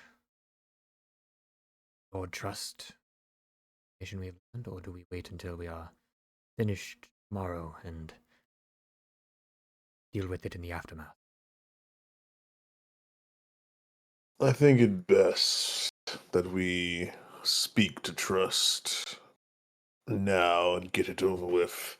If he has any information of Hadar that would be useful to know and may even help us in negotiations, perhaps this Caius knows of Hadar or his works. I imagine he is part of a group, given some of what I have read from his store.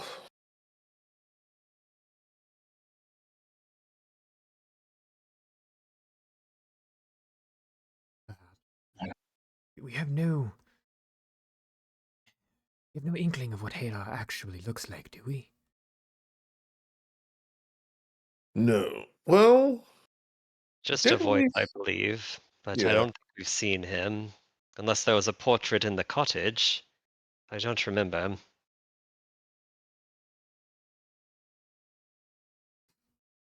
that strange elvish man with a portal here in that cottage, but well, Adar couldn't be Caius, could he? They could not be one and the same.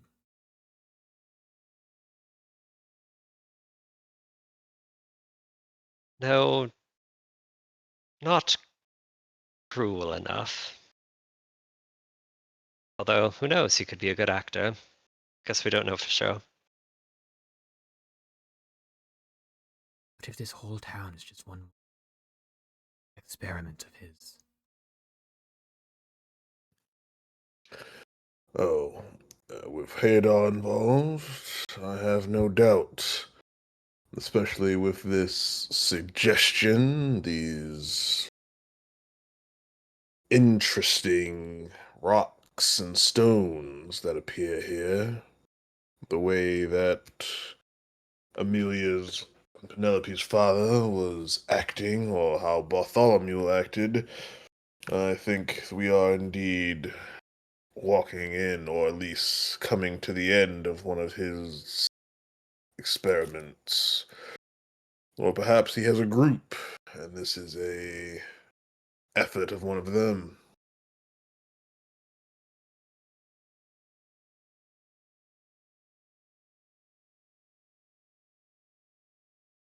All possibilities, but none that will sway us from what to do tomorrow. Fortunately, we just don't know enough about the events surrounding this. Well, But Amelia, if this is merely the iceberg of an organization who caused these events, your road to vengeance might be ever longer.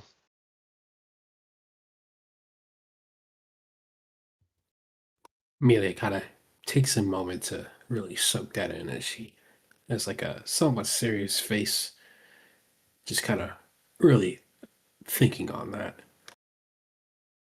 But and as you Amelia, said, Val, it begins with speaking at least with um, William, see if he knows anything, and I dare say we might need to worry about any deceit coming from him, potentially. well, I think that is probably the best option. And when one's life is threatened, they tend to be looser with their information. And whether he says it or not, I have other means to find out. Well, let's go Someone, talk a banker. yes, someone else do the talking. I shall be peering into his mind at the opportune moment.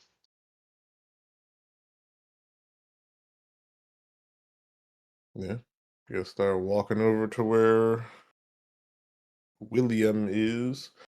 When Amelia came back from her like disappearing for a while, does she look any different? Anything odd or out of the ordinary? He's got She just horns. looks more serious. Okay. Okay.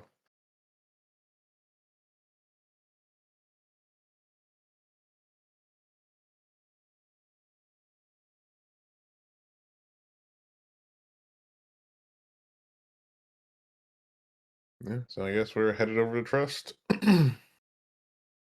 You can see Trust in his family just kind of sitting around a bunch of rocks.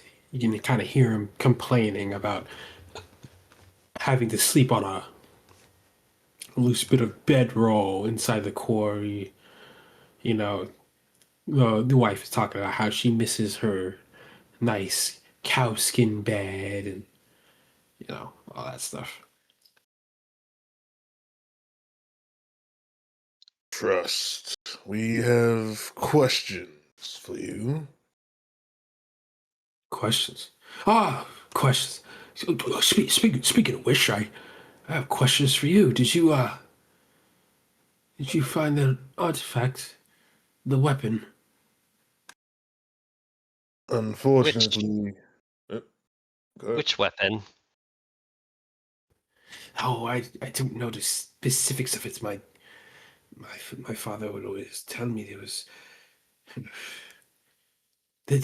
Was there any weapon there? Yes, that's why I'm asking which one. There were multiple. Sure. So you mean to say you knew there was a weapon, but not what it was? Yes. Sorry. Does he seem to be truthful with that? You mean insight check? Yeah, as far as you know.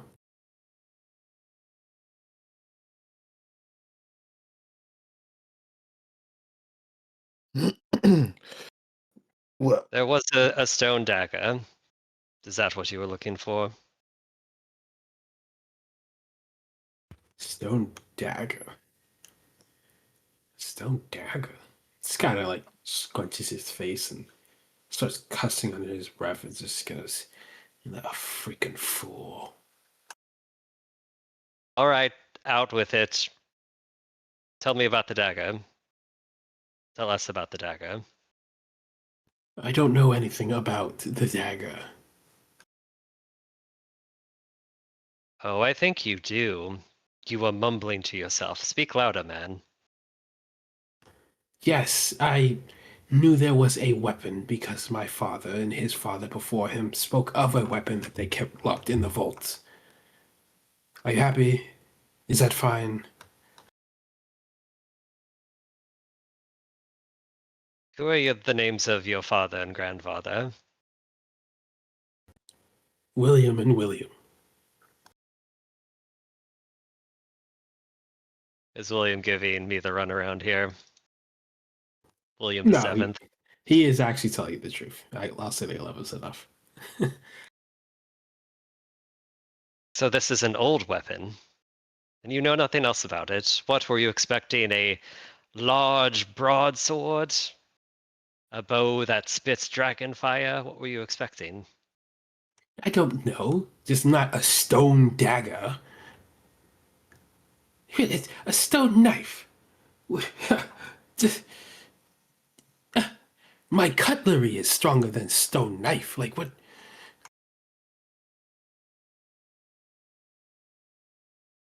All right, all right. Sorry to disappoint. But no, unfortunately, we saved you the trip. You would have been more disappointed if you went in person. And probably dead. It was a dangerous time. He lifts his eyebrow. Oh, so you did activate the security systems. Polo moves her face so he can see it better. Yes. He kind of looks wide-eyed and avoids your gaze.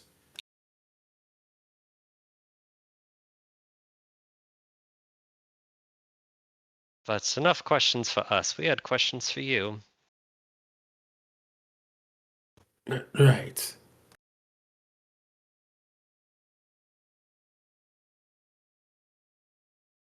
Let one of you guys take the conch shell here.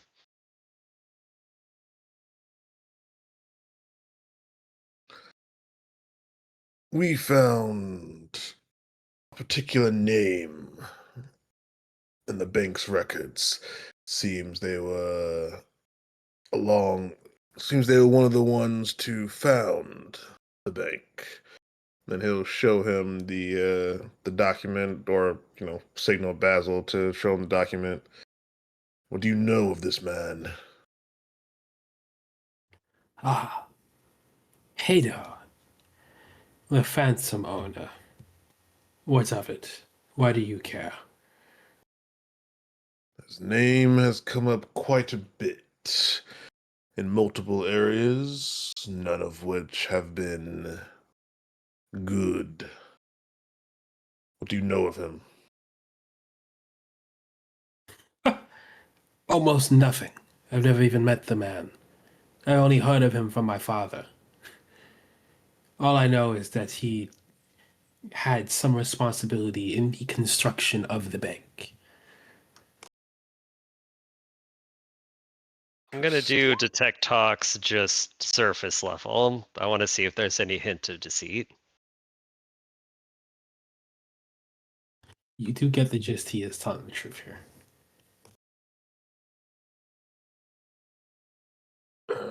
Although it does say in the group's minds, minus William. He's not lying. That seems to be all he knows. You have no picture, no other records, just an unknown owner of your family's bank. Yes, yes, that is the case. My father said that he would appear at some time before his passing. I have yet to meet the man. All I know is he's an elf. Is that satisfactory to you? More information than we had initially. At least we know he is an elf. Did he have... I don't suppose you would know if he had a particular box or anything associated with the bank, something that perhaps he told your father or to hold on to upon his return. Kind of narrows his eye. Why? What did you find? You went through Nothing. the doors, didn't you? You know of the doors. I told you all of the secret way into my office. Of course I know of the doors. I've never been able to open the blasted thing. Eerie looking eyesore is what it is. What did you find? Book. Did you say books? Yes. Like documents? Deeds? What do you mean No. books? Just book. Some of telling tales of travels or studies.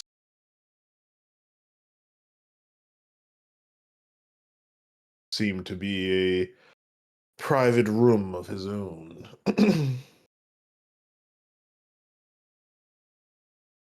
Which leads me to believe that there may be something here, something that was left behind.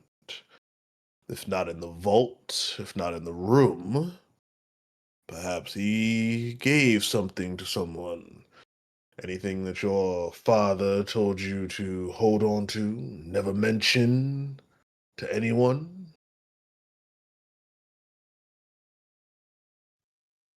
No, No. I don't know anything of this sort. Sorry. He kind of laughs to himself almost hysterically. Oh. Might I ask, and apologies for the abruptness of this question, but how long ago did your father pass? I don't know. 20 years ago. Understood. It has been quite some time then. Understood. Apologies for even bringing that up then. It's fine. He was an oddball, anyways. He probably was hoping for death.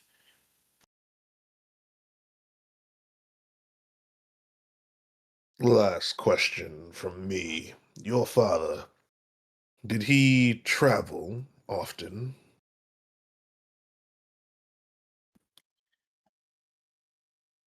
I wouldn't say travel, but he made his merchanting rounds, yes. Was there any particular location that he always visited? I don't know any precise location. I do know sometimes he would go north.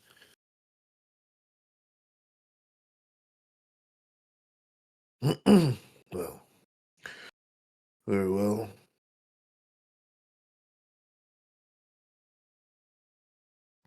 He kind of looks over to his wife and just kind of palms his face. My dearest Genevieve, I am a fool. Did you all get the gold from the bank, at the very least? We were unable to carry such a sum, and at the present time, some magical defenses were activated, which caused some of the armor to activate and attack us. All the gold Yes. remains. Yes, the defenses. Okay. Well, are you planning to go back? If all goes well, trust, by this time tomorrow, one way or the other, the town's fate will be decided. I'd prefer a more direct, less ominous answer, thank you. We're going to kill Caius, and we have both keys to the vaults, so whether he dies or we die, which we certainly will not, they are not breaking into that vault. So your fortune is safe. Or rather, the town's fortune is safe. And the one person who maybe could have gotten past your or the vault's magical defenses is dead. Oh,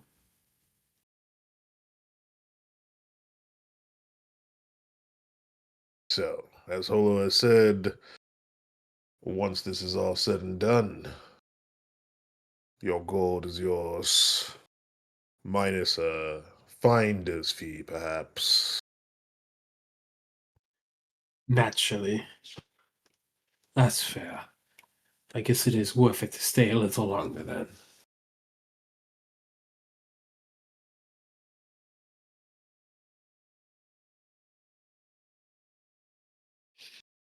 Yeah, with that, Thalron will just nod and walk off.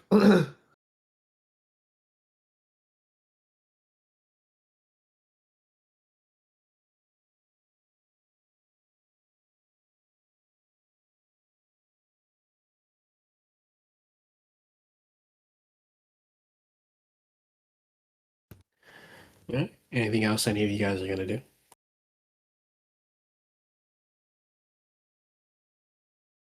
Yeah, any preparations for tomorrow?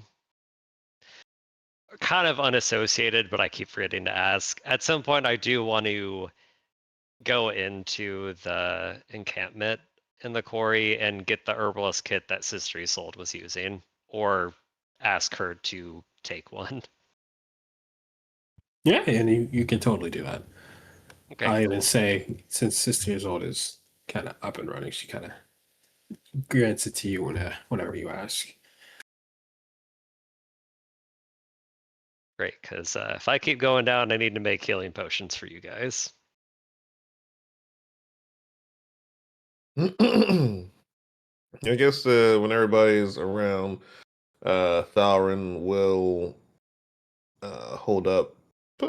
He'll hold up two things. One is a scroll, and the other will be the sun necklace. Uh, this is a scroll that will allow you to shift your location quickly, about roughly 30 feet or so from where you stand.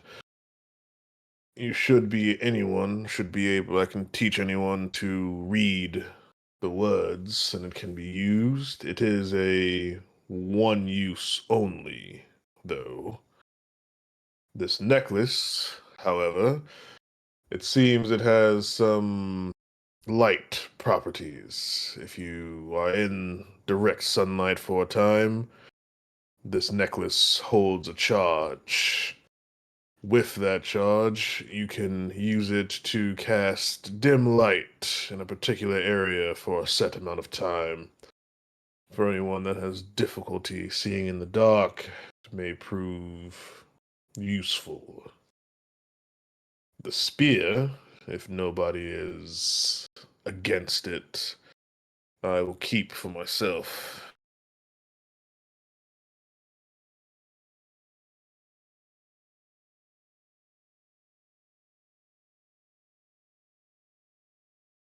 Ooh, one bit of flavor to let you know, Chris. When you do hold up the sun necklace, you do see on the back of it some writing where it says, "Together in the sun's everlasting brilliance." Interesting. Okay, I will write that down.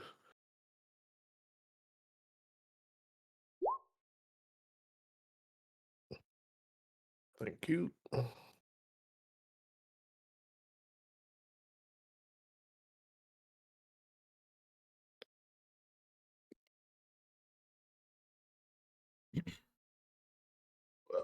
Any takers?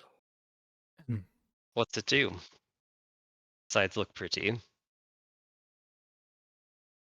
The necklace or the Oh, spear? the spear. It seems it has some fire capabilities, and again, in direct sunlight, it offers a bit of, uh, we'll say, radiant energy that can be used as well. My thought was, if I'm ever caught without a wild shape, I might make use of it, but I am awfully weak to be wielding a spear.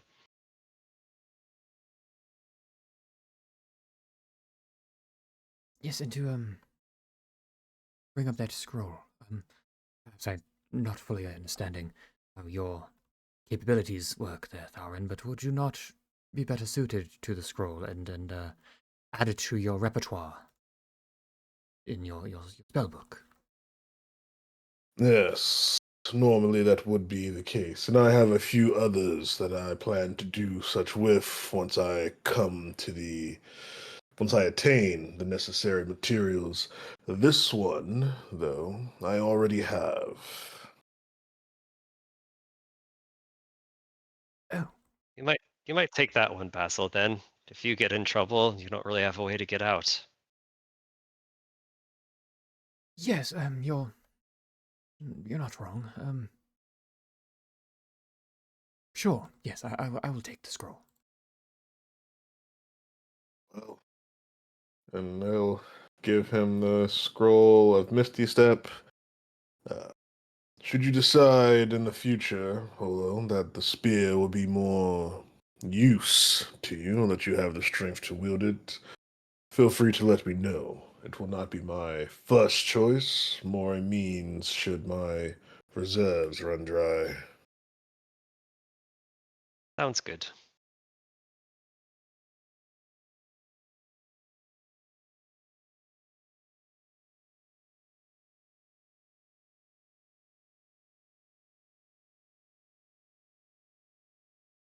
I don't think I have much else to prepare for the next day. Just, yeah, next session's gonna be lit. Oh, you want to stop here? Well, you need time to prepare battle maps, I think. Unless we want to get into the next day and just see how far we go. Totally Fair up to enough. you guys. I guess we could probably stop at the invitation at the very least, get that out the way, and then next session is pretty much jump right into it. Yeah, it's been a lot of build up. I don't know if I can hold on to this character moment here for Basil for what, 3 weeks, 4 weeks? Well, if you got the energy to do some talking, get there. Let's do it. All right. So everybody take the benefits of a long rest. Zach, wake up. But yeah, take the benefits of a long rest. And yeah, Kevin, describe to me how you are going to approach the town.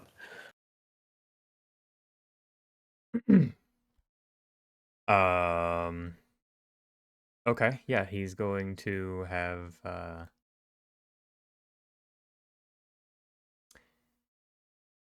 have the large or giant constrictor snake, Aaliyah, yes, Aaliyah, Yeah. Oh yeah. kind of following closely, like within 5 feet to his side and just barely behind. Um, and he's just gonna kind of walk out of the tree line and kind of approach the gates that kind of the same ones I guess we've been going through most of this time. and stand very tall, very proud, still looking rather pristine, and just call out very, very loudly, "Caius! Bring forth Caius!" And just for an image in you guys' head, this is like a huge constrictor snake. So you have this like little dude walking as this like behemoth of a snake is just kind of wrangling behind. But yes, you call for Kais. You can see the guards at the entrance kind of freak out and just kind of rush back in and close the gates. And it is quiet for some time. Allura is in smaller cobra form with a group of other snakes at your feet. I'll just spend the time waiting, just continuously shouting, "Caius, come out, bring him forth," all that.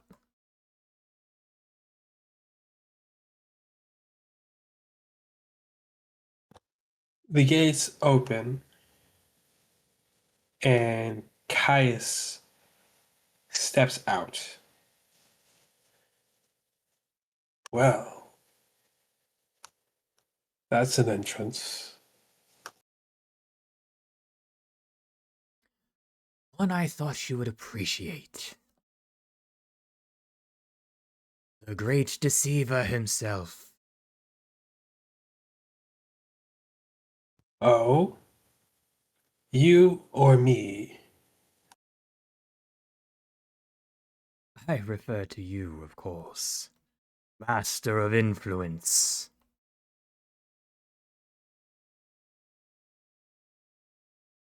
I believe that I have something you want.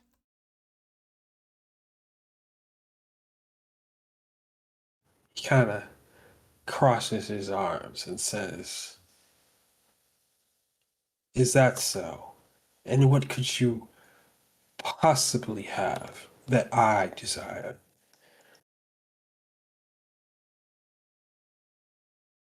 I know where the keys to your precious vault are.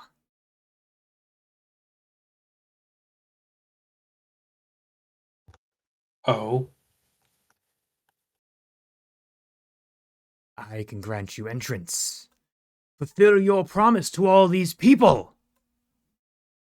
He says very loudly to kind of boom his voice for the, as many people around to hear as he can. Give me a persuasion check, just early on. Or performance, your pick. Ooh, we're going with performance. I was going to say add advantage, but I think you're good. I mean, I'll roll again. Maybe. I don't think it's going to matter. I won't tell you the effects of that yet. So, kind of booms and he looks at you with a slightly agitated look. And I'm supposed to believe this. Why?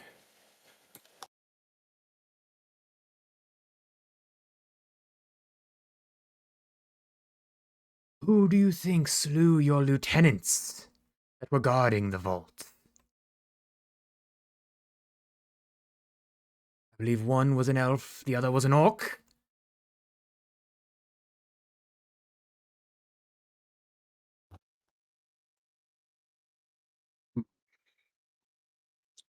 Kind of looks back to the crowd behind him.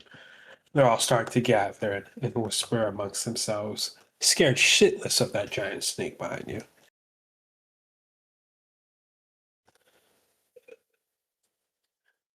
Well, I suppose you have our attention. And to what end do you do all this for? What is your goal?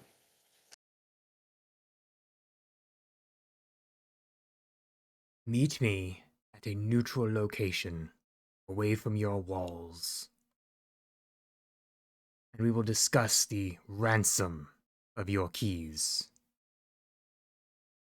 so you may indeed fulfill your oath. And you know of my oath. Now, I suppose if you slew my lieutenants, you've been snooping for quite some time. Do not pretend that you have not heard reports of me and mine all over your town. Over the past few days, yes?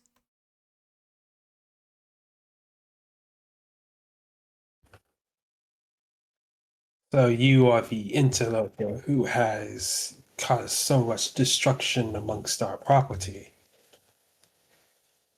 I am among those who are assisting true, peaceful interests. Those that wish to bring, what is the word? An amenable end to all of this. There has been enough bloodshed, has there not? The whispers continue in the crowd as he looks back and goes, holds up his hand and says, "Enough. Fine."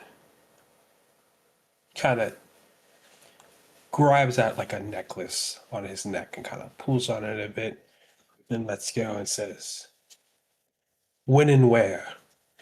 I'm assuming you have a location in mind." I do. A ravine, 2 hours north of here. Come alone. We will discuss. We will discuss.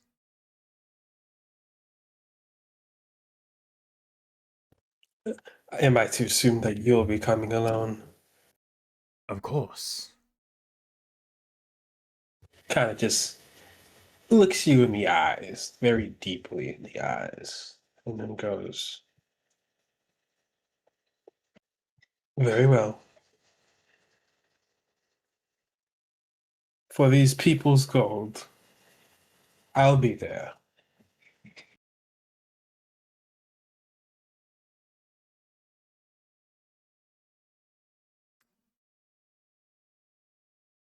Basil just won't say anything else. He'll confidently just turn his back on Caius and walk back into the forest. You can hear just like chatter exploding amongst the townspeople before Caius puts his hands up and kind of like swivels his finger in the air as to order the guard to shut the gates as he returns back into the town.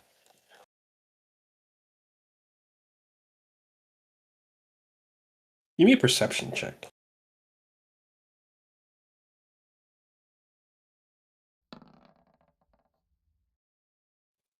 That's 20. There it is.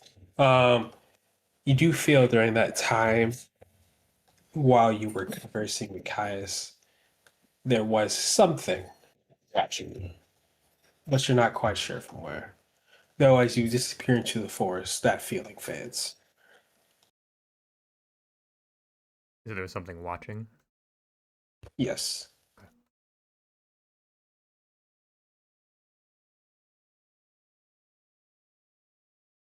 And he'll just start making his way to the predetermined ambush site. Excellent. And I guess that is where we'll put a pin on it, fellas. Beautifully done.